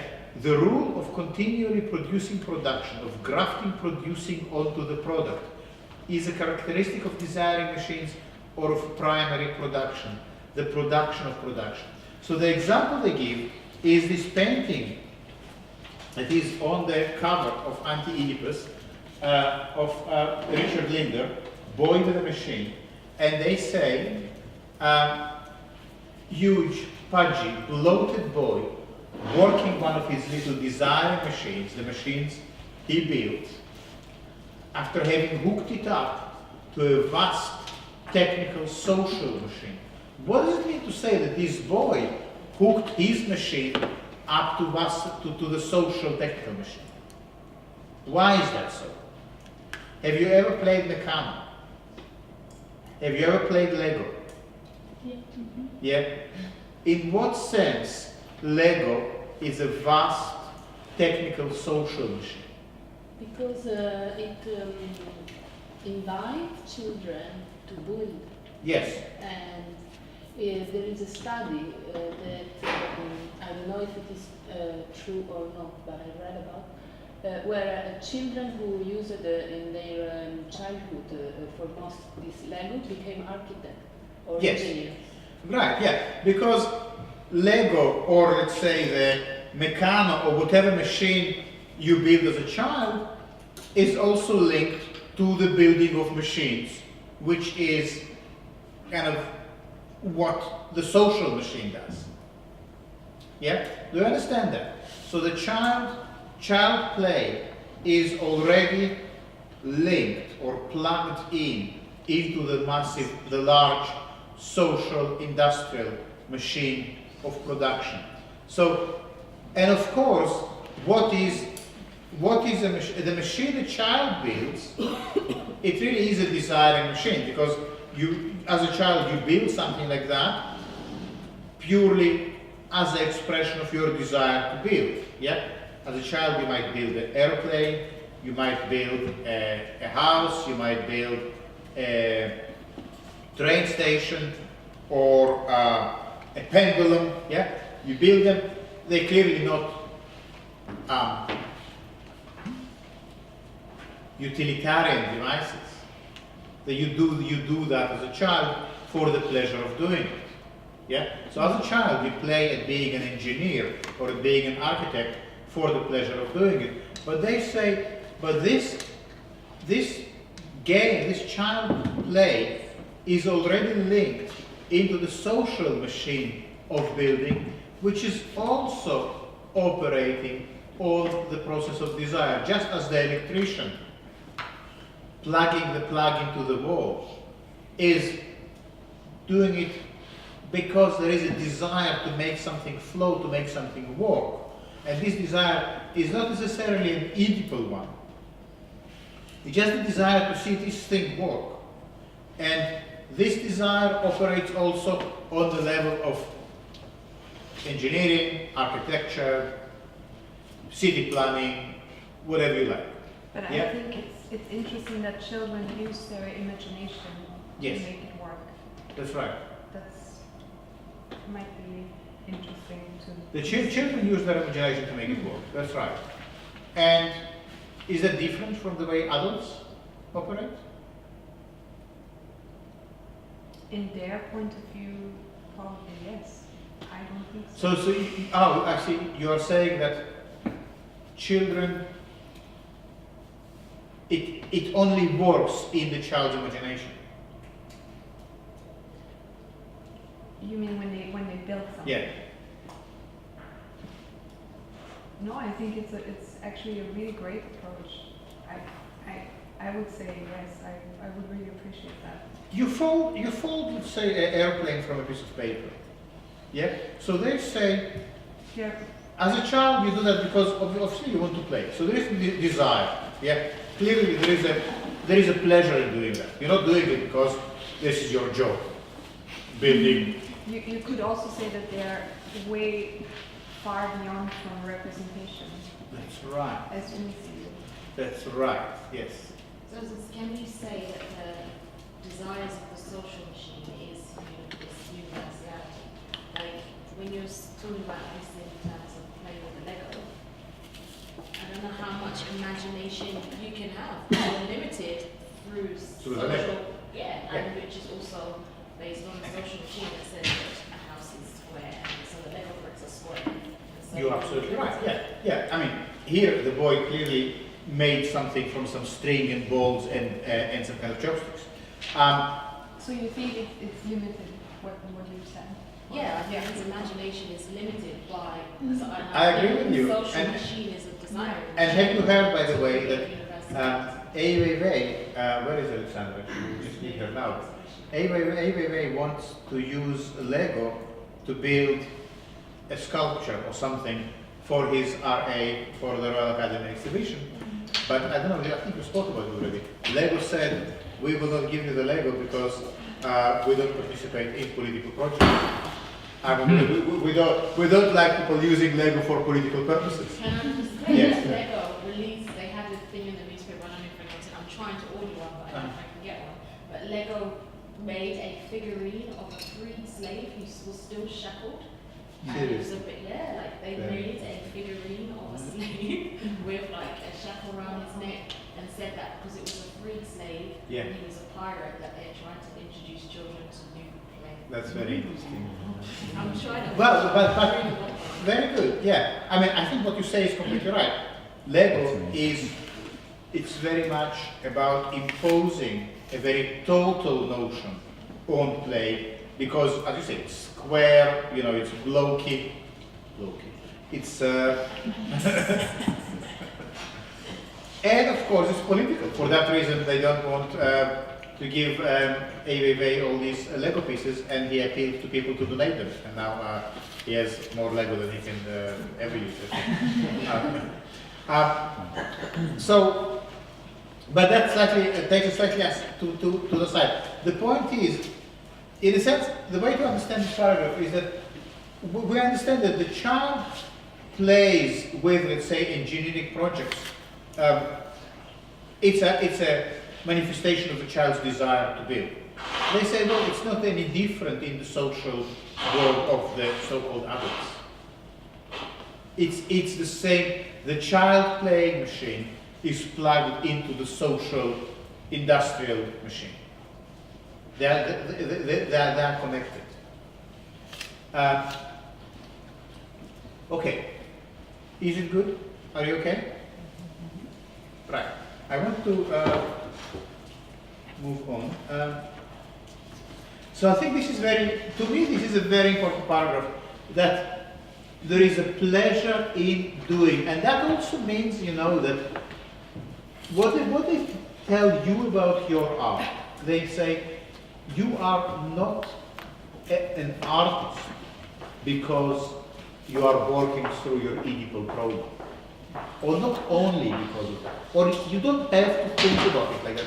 And if someone tells you, your therapist or your curator or someone else, that your art is somehow to do with your childhood and you need to go back to in your dreams or through free association to when you were small, and then you will see, you know, what traumas, what unresolved issues are manifest in your work. That is undoubtedly the kind of Jackson Pollock approach. But they say it doesn't have to be like that. You can also be painting or installing or curating because of the pleasure of seeing something flow, without any connection to the past or to your history or to your parents. It's not all mommy and daddy. So you can plug something into the wall because of the pleasure of seeing the projector light. And then wouldn't your experience of childhood also inform your idea of pleasure? It can, but they say you don't always have to go to this. You don't need to locate the Oedipal trauma as the source of what you do now. You might be here not because, you know, you want to recreate your relationship with your parents by having, let's say, a relationship with a teacher. It's not because you don't have to always repeat the same patterns. You know how very often people say that you always repeat the same relationship in your relationship, and it's always somehow links to your relationship with your parents. So if, let's say, your parents were you know, very needy, you had to look after them as a child, then you seek a relationship in which you need to look after that person, you know, and only when you find something that resembles what you're familiar with as a child, then you somehow feel that you are in a familiar territory. There's a lot of this kind of stuff. Well, they say you don't have to think about it like that. You might be in this relationship because it gives you a pleasure of, and it is just the way it works right now.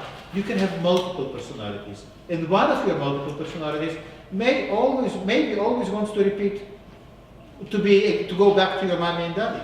But there may be another one that just wants to see a lamp light up because it gives you pleasure, and another one that just wants to see paint flow on the canvas or an image done in a particular way because there is a pleasure in that. Yeah.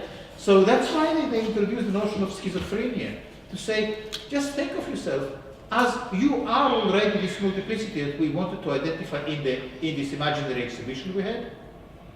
You are this multiplicity. You also know the totality. If you want to read the world of totality, start with yourself. Stop thinking of yourself as a total system, that always goes back to the Oedipal trauma, or to class struggle, or to this one, or to Jesus. Stop thinking of yourself as this unified, homogeneous self. Yeah? Allow yourself to be this multiplicity of things. Right. Let's now move to page 8. Okay.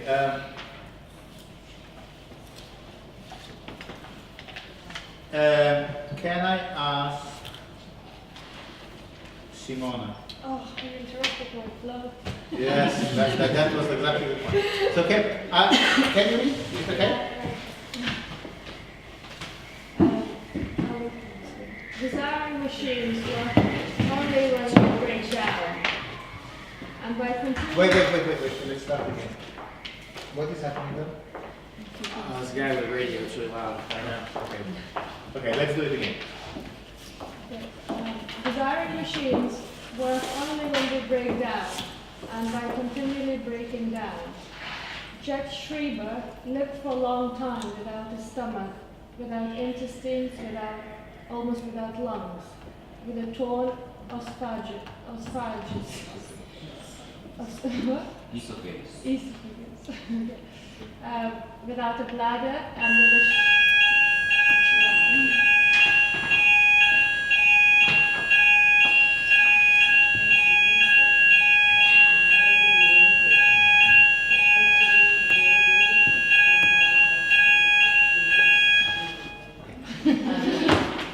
All right. I'm afraid we need to start again. Desiring machines work only when they break down, and by continually breaking down. Judge Schreiber lived for a long time without a stomach, without intestines, almost without lungs, with a torn esophagus, without a bladder, and with a shattered ribs. He used sometimes to swallow part of his own larynx with his food, etc. The body without organs is non-productive. Nonetheless, it is produced at a certain place and at a certain time in the collective synthesis, as the identity of producing and the product. The schizophrenic table is a body without organs. Okay. How do you hear that? What do you hear here? What do you hear here? Simon. Who is Judge Schreiber? I don't know. Anyone knows? Is he the guy? He's the guy who was in that mental hospital. Judge? Sorry? He wrote something. That's right, yes. Judge Schreiber was a judge who also had schizophrenia, and he wrote a book about his experiences as a person with schizophrenia. But he was also a judge, so he was very trained. He was trained in meticulous, analytical ways of thinking and writing, and his diary became very foundational material for the study of schizophrenia that Freud refers to it many times. It's a fascinating text.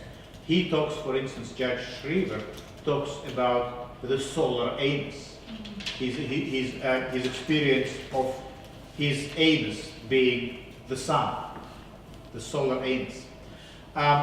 So it's a fantastic text. Do you know the name of the text? I think if you just look for Schreiber, you will find it. I don't know what the name of I don't remember the name of the book. It's Memories of My Nervous Illness. Very good, thank you. So, okay. But this is interesting. Desiring machines work only when they break down, and by continually breaking down. A work of art, in other words, is nothing else than a breakdown. Your nervous breakdown, obviously, but also the breakdown of everything else, the breakdown of the intentions with which you started the work. If it didn't break down, then it doesn't really work as a desiring machine. Because what is a breakdown is when a flow gets interrupted. So the flow from the projector gets interrupted and you get an image. Yeah? So it's just like in one of the critics for the second year, one of the tutors said a very wise thing. He said, if you didn't do something stupid, it's not a work of art. There has to be something stupid there. Yeah? If it's only stupid, I guess it's also not a work of art. But if it doesn't have some elements of stupidity, some mistakes. What Sorry? is stupidity?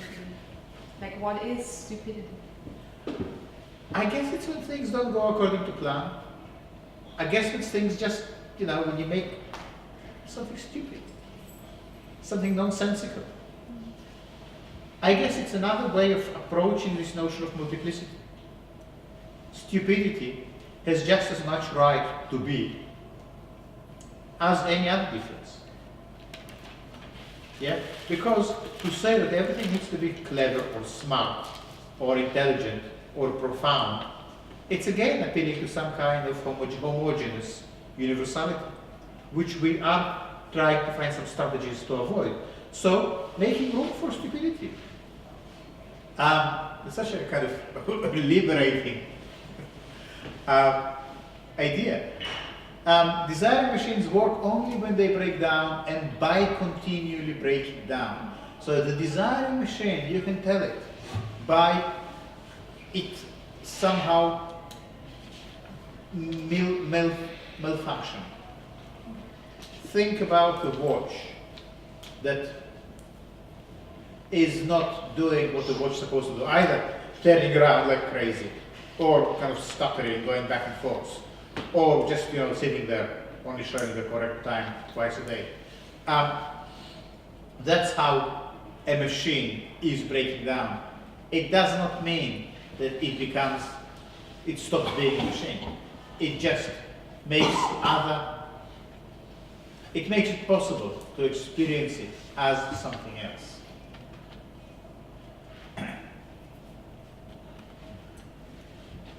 Now, I want to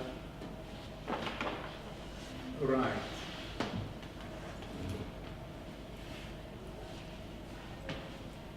So what is this body without organs? He says the schizophrenic table is a body without organs. That's what I want you to understand. This is a really interesting concept that Deleuze and Guattari use a lot in this book. The body without organs. How do we get to think about it? The body without organs, in a sense, it is this schizophrenic body. It's the body that is not explained, not reduced to just one form of existence. They have something to say about it on page 10. Where is it here? So, how about Timo? Could you read to us on page 10?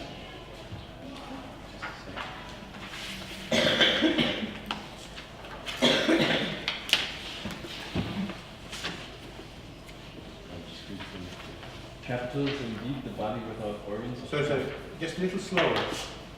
Do you all have the text in front of you? You're following it? Okay. Capital is indeed the body without organs of the capitalist, or rather of the capitalist being. But as such, it is not only the fluid and petrified substance of money, for it will give the sterility of money the form of whereby money produces money. It produces surplus value, just as the body without organs reproduces itself, puts forth shoots and branches out of the farthest corners of the universe. It makes the machine responsible for producing a relative surplus value, while embodying itself in the machine as fixed capital. let's stop here for a second. So, capital is indeed the body without organs of the capitalist. So, what they propose you to think about this body, the body without organs, is a way to make sense of how something operates. For instance, what if we say that photography is the body without organs of the photographer? So what is photography? Where is photography?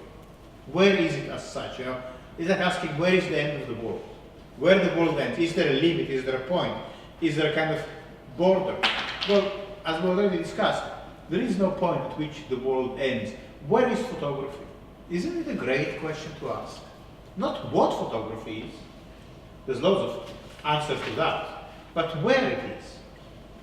When you ask where it is, suddenly you get to mention factories, laboratories, design studios, galleries, family homes, nurseries, hospitals, jet planes, underwater, submarines.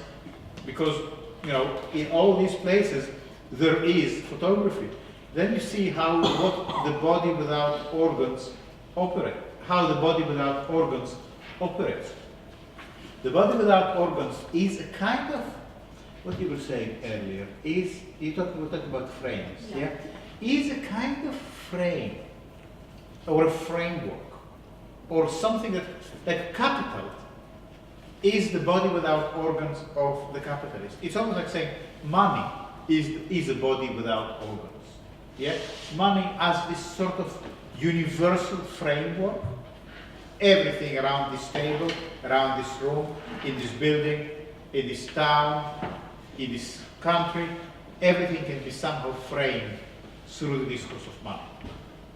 Everything could also be framed through the discourse of photography. Money and photography have a lot in common on that level.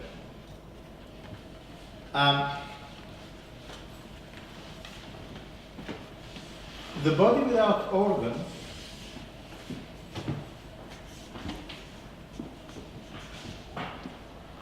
let's have a look at it here. Capital, thus, becomes a very mystic being, since all of labor's social productive forces appear to be due to capital, rather than labor as such, and seem to issue from the womb of capital itself. So here if previously they were kind of taking issue with Freud and with the theory of the Oedipal trauma, now obviously they have Marx at their sides, and they say,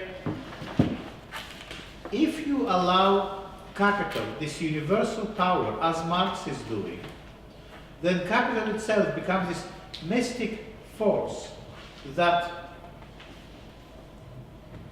because all productive forces appear to be due to capital and not due to labor as such.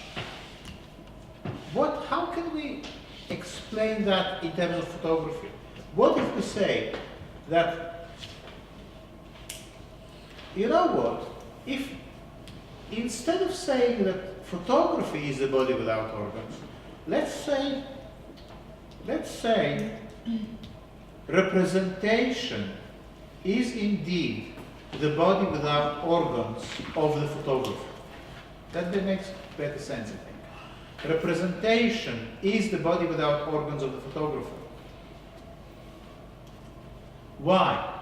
Because representation seems to somehow frame everything that the photographer produces in terms of representation.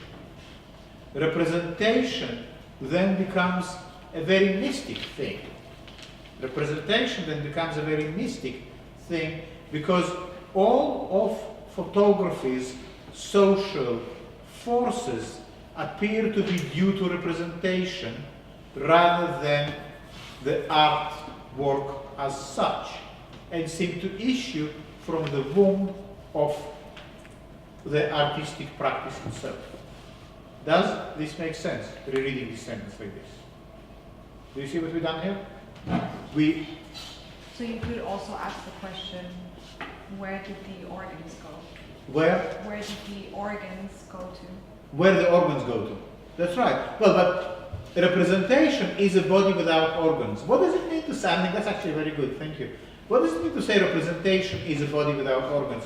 Where is representation? Where are the organs of representation? It's kind of, it is really the envelope. You are sitting here, engaging in perhaps capturing the lecture or the conversation you have in your notebooks. So, really, you already engaged in representation. Yeah? But you are not you don't declare yourself to be an organ of representation.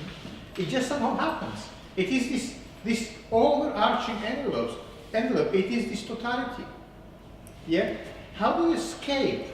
Or how do you deal with that? Well, the first step would be to recognize that actually it is like, you know, like this surface of a soap bubble that is incredibly stretchy and transparent, but also quite strong, you know, and you know, when it kind of covers you, was it you? When it kind of covers you, it creates like a film. Film would be an appropriate metaphor here. So this film kind of wraps around everything, like saran wrap. How do you call it? Saran wrap. Yeah. This plastic stuff that you put over food. Cling film. Cling film. Yeah. Why is it's American? It's the British. It's cling film. The Americans call it saran wrap. Yeah. So think about this body without organs as this kind of cling film. You know, it's like this amoeba of a surface. This cling film is representation. It's already wrapped around all of us here. Yeah? Or everything we do is somehow already blessed with this sign of representation. We are underneath it. Yeah? We are operating through it, and yet it is completely invisible. Yeah? And we don't know that we kind of need an extra effort to notice it. But it is there all the time. It's there on the board, it's there in all our conversations in different ways, and of course in your artwork as well. So reading this sentence again, representation then becomes a very mystic being. So do you understand why it's possible to say that the body without organs is quite mystic? Because we never really, we can take anything we want into the laboratory. We can take this into the laboratory and analyze it until we are blue in the face in terms of all the chemical components of it, yeah? But how can we take representation to the laboratory? Where is the laboratory that will make a chemical analysis of representation and say what it is made of? Well, there is no such laboratory because the laboratory itself operates on the principle of representation. Yeah? That is exactly how the body without organs operates. Capital and representation are essentially, I wouldn't say it's the same thing, but I would say that it helps to think about capital is also a kind of, because we not only under this cling film wrapping of representation, we are also under the cling film wrapping of capital. What happened, if you remember in the auction a couple of weeks ago, that was such an interesting moment, when the students bring their work, you know, the work that we've been discussing in terms of what it means and how it works and whether it needs to be like that or in another way, and then it goes on the wall. And then there is a sheet of paper underneath with blank spaces, and then someone comes and puts 40 pounds underneath. And then someone crosses that and puts 80 pounds or 120. In this one moment, the artwork that, for instance, Ding Ding was bringing to the class, was discussing, we were talking about how to install it. At this one moment, it is suddenly a commodity. It's not an artwork anymore.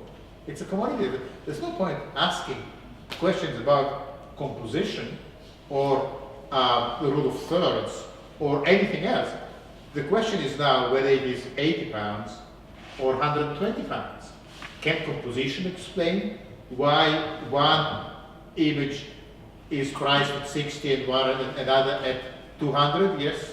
And then that, because I'm thinking right away, so if that becomes a commodity, which it does, in that context, you as the maker of that, there's a currency value. Yes. So you become, yeah. So then your own labor as an artist is also expressed in terms of capital value. Yeah. So you see, representation is wrapping, but capital is also another wrapping.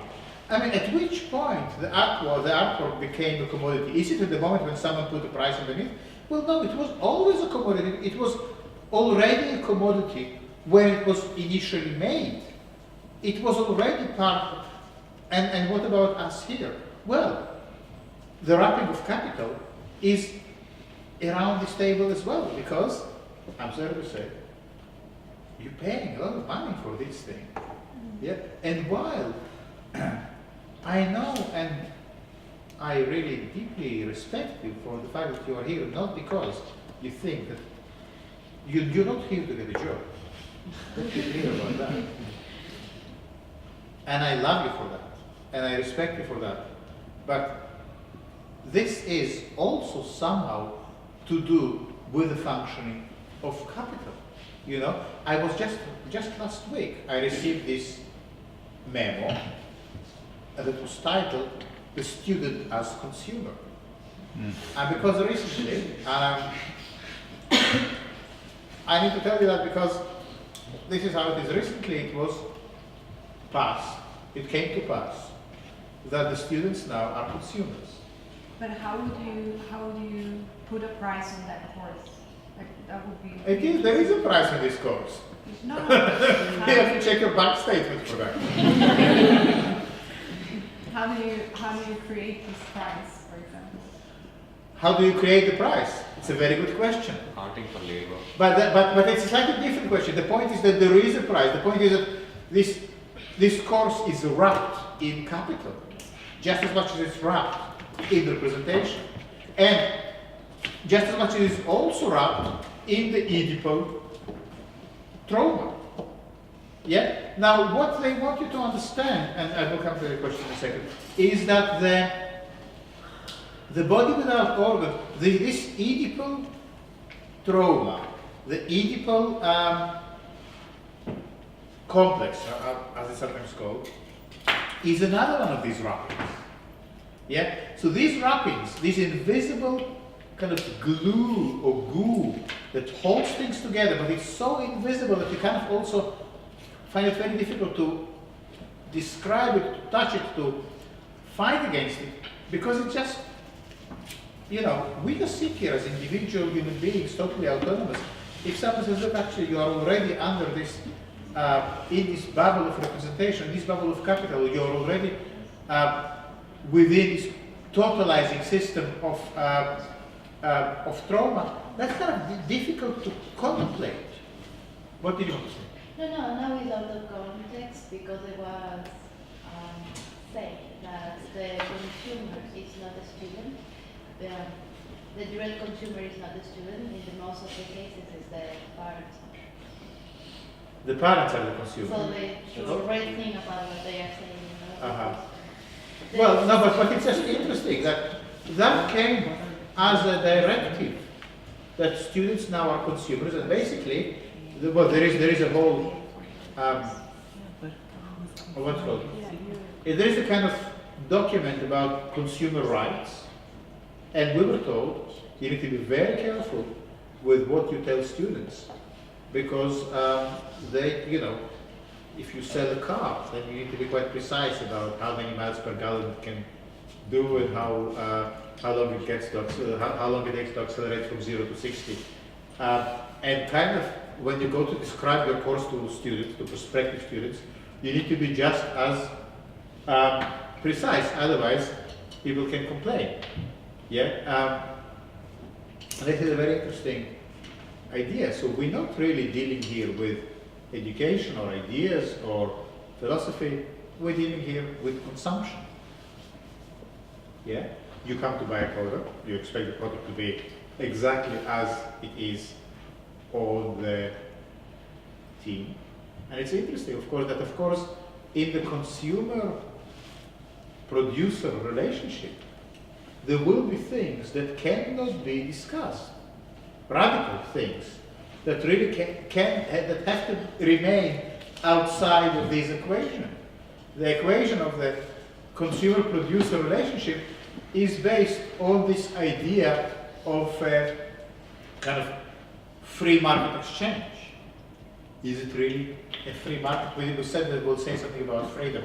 I don't know if we will have time today, but maybe we'll start from it next time. You understand, I hope, what are we talking about? We talk about this invisible cling film that actually makes society stick together. This cling film, by one name, is called capital. By another, it can be called Oedipus. By yet another, it can be called representation. Does that make sense? And it's not like it's going to go away. But you need to understand what it causes, what situation it creates. Because it is invisible, it becomes a mystical thing. Because it becomes a mystical thing, it forces us to consider that social relations between humans, between me and you, between you and power, between you and authority, that social relations are produced by capital, by representation, by Oedipus, not through your own labor, not through your difference. Yeah? What are we trying to do here? We're trying to identify the fascist tendencies of a society like ours. And one second, keep this thought. What Deleuze and Guattari are telling us is that these invisible rackets that reduce everything to the common denominator, that's how fascism is taking hold. Yes. What I don't understand is, if capitalism or representation is body without organs, what is body with organs? Good question. Good question. What is body with organs?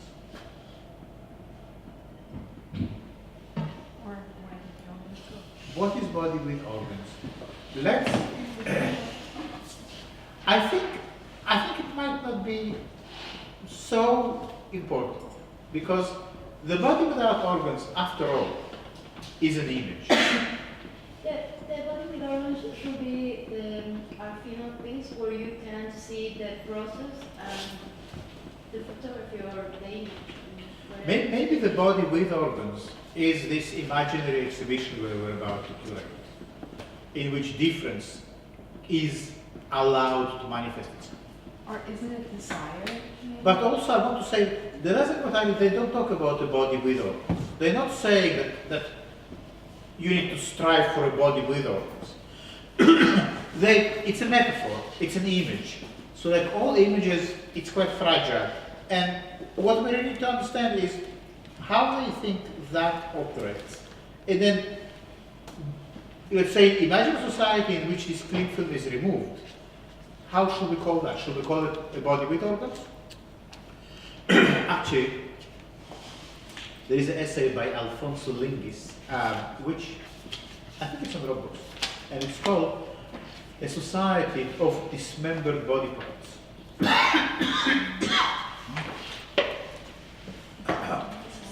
Dismembered body parts. Dismembered body parts.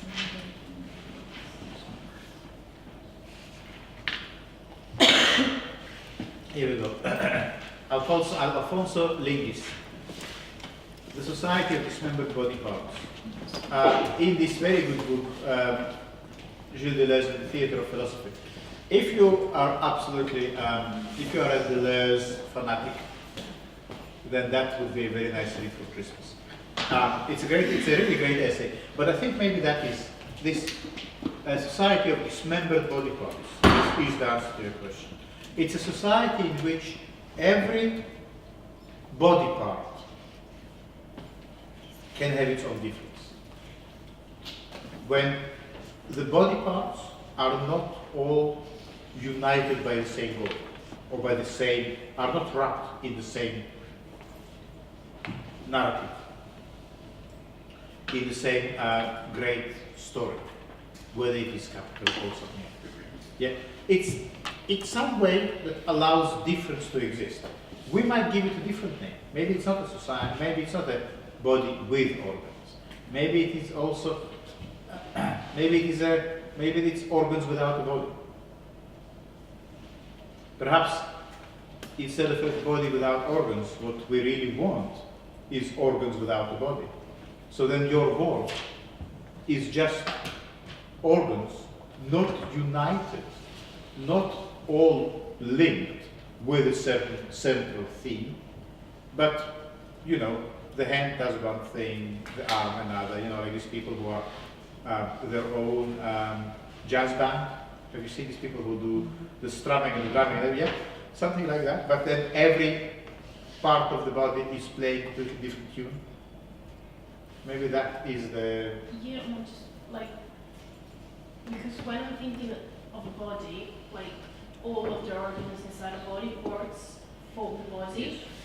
So I don't really understand why they're talking about organ without, a body without organs, if these wrapping films, what as inside is all like working for the wrapping film in a certain way. How would you say? What do you think it should be? It should be not a body with a... Well, it's just an image. Really, it's just a name. Yeah, I understand that, but I don't know, it's like... Because it seems to me that a body without organs is something that inside of this, like this shape, this frame, or whatever you want to call it, everything inside seems to be not related to Let me put it this way. You around this table, let's say that around this table, you, or maybe all of us, we are a body without organs. What it means, as we are, the body is this MA photography, yeah? This is the body. It's a sort of unity, it's another one of these wrappings, yeah? We are all wrapped within this framework, yeah? We're all framed by this thing that we are discourse, yeah? This is the body. And yet, where is it? Can you show where is this masters in photography? Where is it? Is it here? Is it there? No, because it has no organs. You are not the organs of it. You are something else. We are all something else. And yet there is this body. And you know that there is because we all somehow belong to it. We belong to it, but where is it? It doesn't make sense. Yeah? So that's on a small scale, you know, you said that a family is a body without organs. It has members, but it doesn't have organs. And yet it is a body because it's something that holds it together, very separate from another family. If you go and join for a dinner some other family, then you don't just suddenly become part of that body. You're an alien body in this body without organs, BWO, as it's normally known for short. So it's a very handy model to think about how some consistency can happen, because there is a consistency between all of us. You know, maybe there wasn't, of course there wasn't, but then we all came together. Some things started to appear that kind of hold us. You know, we have this seminar. You know, we have other things we do together. So there is this body, and yet it's where is it? Well, it's kind of everywhere and nowhere. Yeah, it's this notion of something which is absolutely real, but also immaterial and invisible. But just because something is invisible and immaterial, it's not stopping to be real. Capital is another thing like that. Yeah, capital is not the money in your pocket. It's that which gives this money in your pocket, it's value. Do you understand? Far away, very far away from this metaphor, but in some way could be intended as the being in Heidegger and also the body with organs. As this thing I think. Sorry, can I interrupt you here? Let's not go there because it will be just too confusing. No. Seriously, I think what you want to say is good. I think I hear you. But let's just stay at the moment with just this thing, because if we put Heidegger and Bergson on the table right now, we will explode. It's already quite a lot. But I just want you to get this sense. You sit around Christmas table with your family. This is a body without organs. Sorry, Yes. I just got confused when you started talking about the analogy with family and with us. It got really confused to me because the way they have written, it's like the body without organs is non-productive. So related to all this concept of the body with organs producing a flow and and the opposite, the body without organs being non-productive. How does it fit in this analogies that we just created for? Because the body without organs, capital is not productive. Capital creates the illusion. No, I understand with capital, but I'm talking about the course of family or other things that we just put on the table now, to give other examples of the body without organs. Well, you could say, for instance, that a family. Let's read this. Family then becomes a very mystic thing because all of the social productive forces, everything you achieve as an individual appears to be due to the family, rather than due to your own personality, and it seems to come out of the womb of your mother. It's a little bit like, if like me you were brought up in a good Russian Jewish family, then the first thing you learn is the family is above everything. And my grandparents, that's how they lived. They lived a really difficult time. 2 World War and some civil wars and revolutions, and the only way you could survive that was if you put the family above everything else. So you would not eat until the children had eaten. But then the other aspect of it is that anything you achieve is always due to the family. So you don't have any personal existence, any individual value as such. Everything that you are is because of the womb that you came out of. Does it make sense? So what I want you to get the sense of is how there are these invisible frameworks, invisible cling film wraps, that you can also call them ideology. There is an ideology of the family that says you have to put the family above everything else. Why it's so important that one of the children will be a doctor and another a lawyer? Because that's how you protect the family. Oh, you don't know what I'm talking about. And you said we're not the organ of this, photography body. So what are we? What are you? You are artists. We could say, look, everything you do here is thanks to the cause. You are nothing without the cause.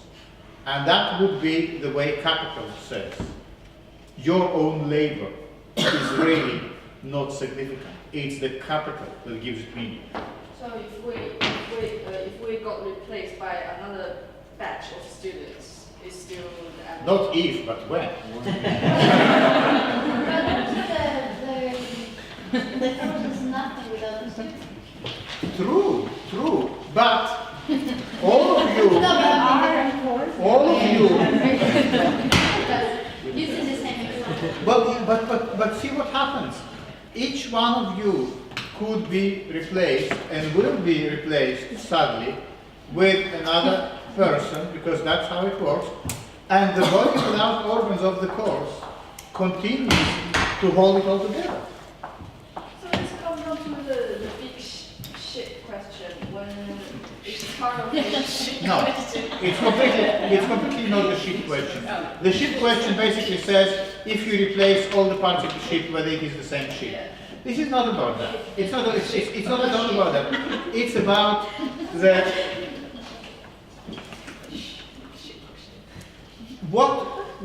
how do you know what the ship is for? How do you know what is the purpose of the ship? You know what is the purpose of the ship because it is already wrapped in this clean field of exploration or trade or capital or whatever. Yeah, it's slightly different. It's not a logical quiz. It's about ideology.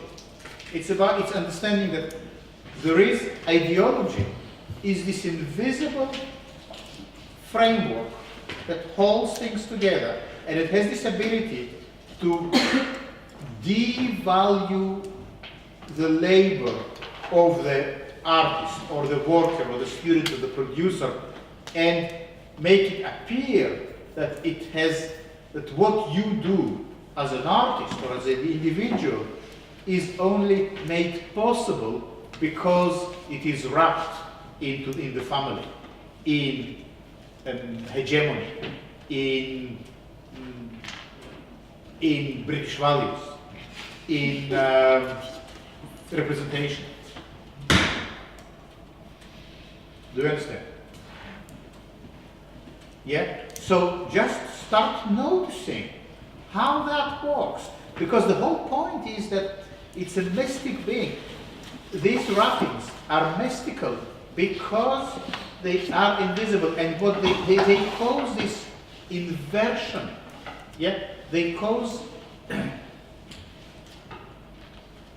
they make it appear as if productive forces are due to the capital when it is the other way around.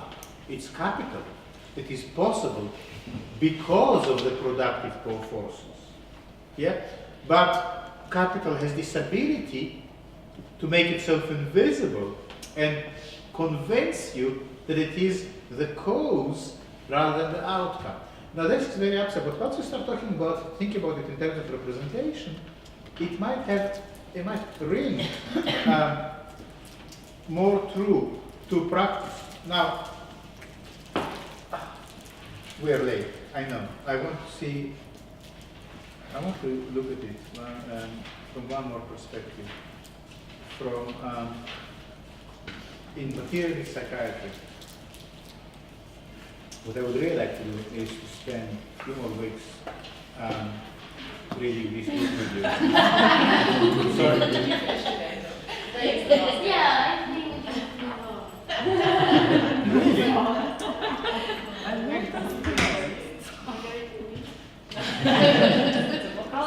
Tomorrow. Democracy. Right, where is page 22? Oh, this is great. Okay, can someone read that to us? Can you read that? Everybody. Just as I don't believe in mother. Yeah. Got no papa mommy. Excellent. Yeah. I think it has a kind of real jazz sound to it. I want you to keep that in mind when we go to page 22, Materialist Psychiatry.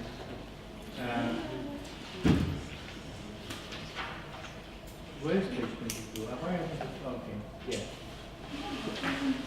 And I want to read this. And 1 second, Irene, you will read it in a second. 1 moment, let me just find it.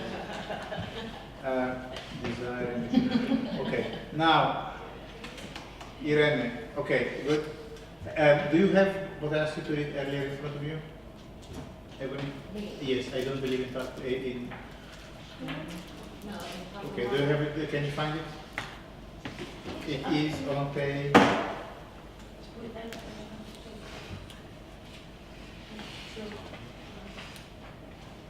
Okay, can you find that?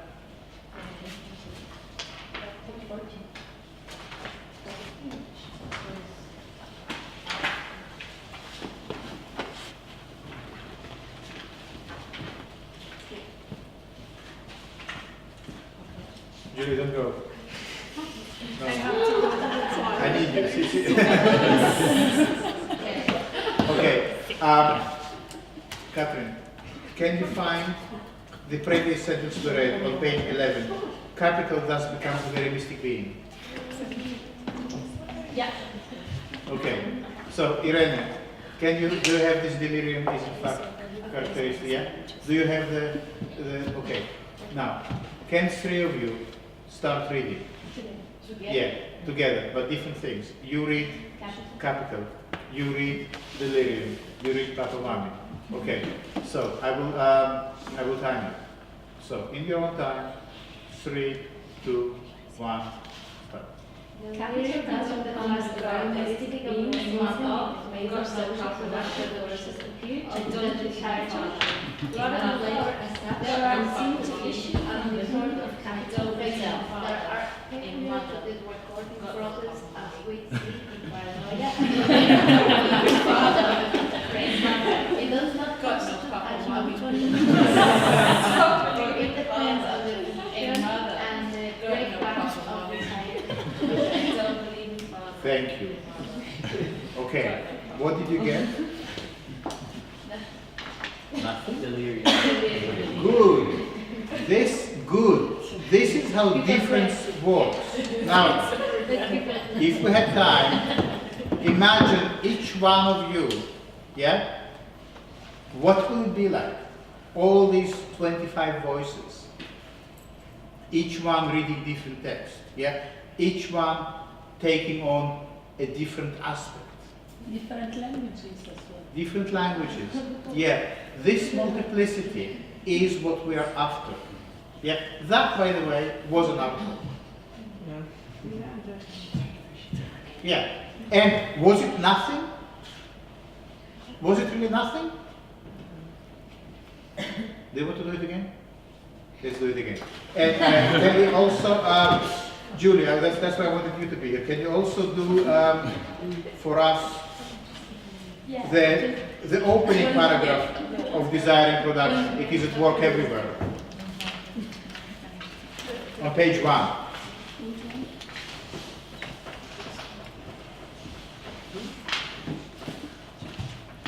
Okay, ready? Okay, 3, 2, 1, begin. Capital thus becomes the regular to be since all related social productive forces appear to do to capital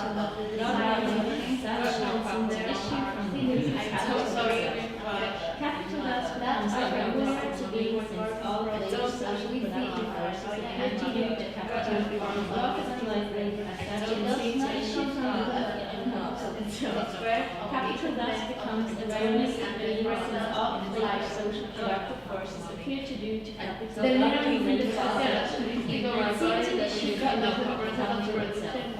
Okay, stop.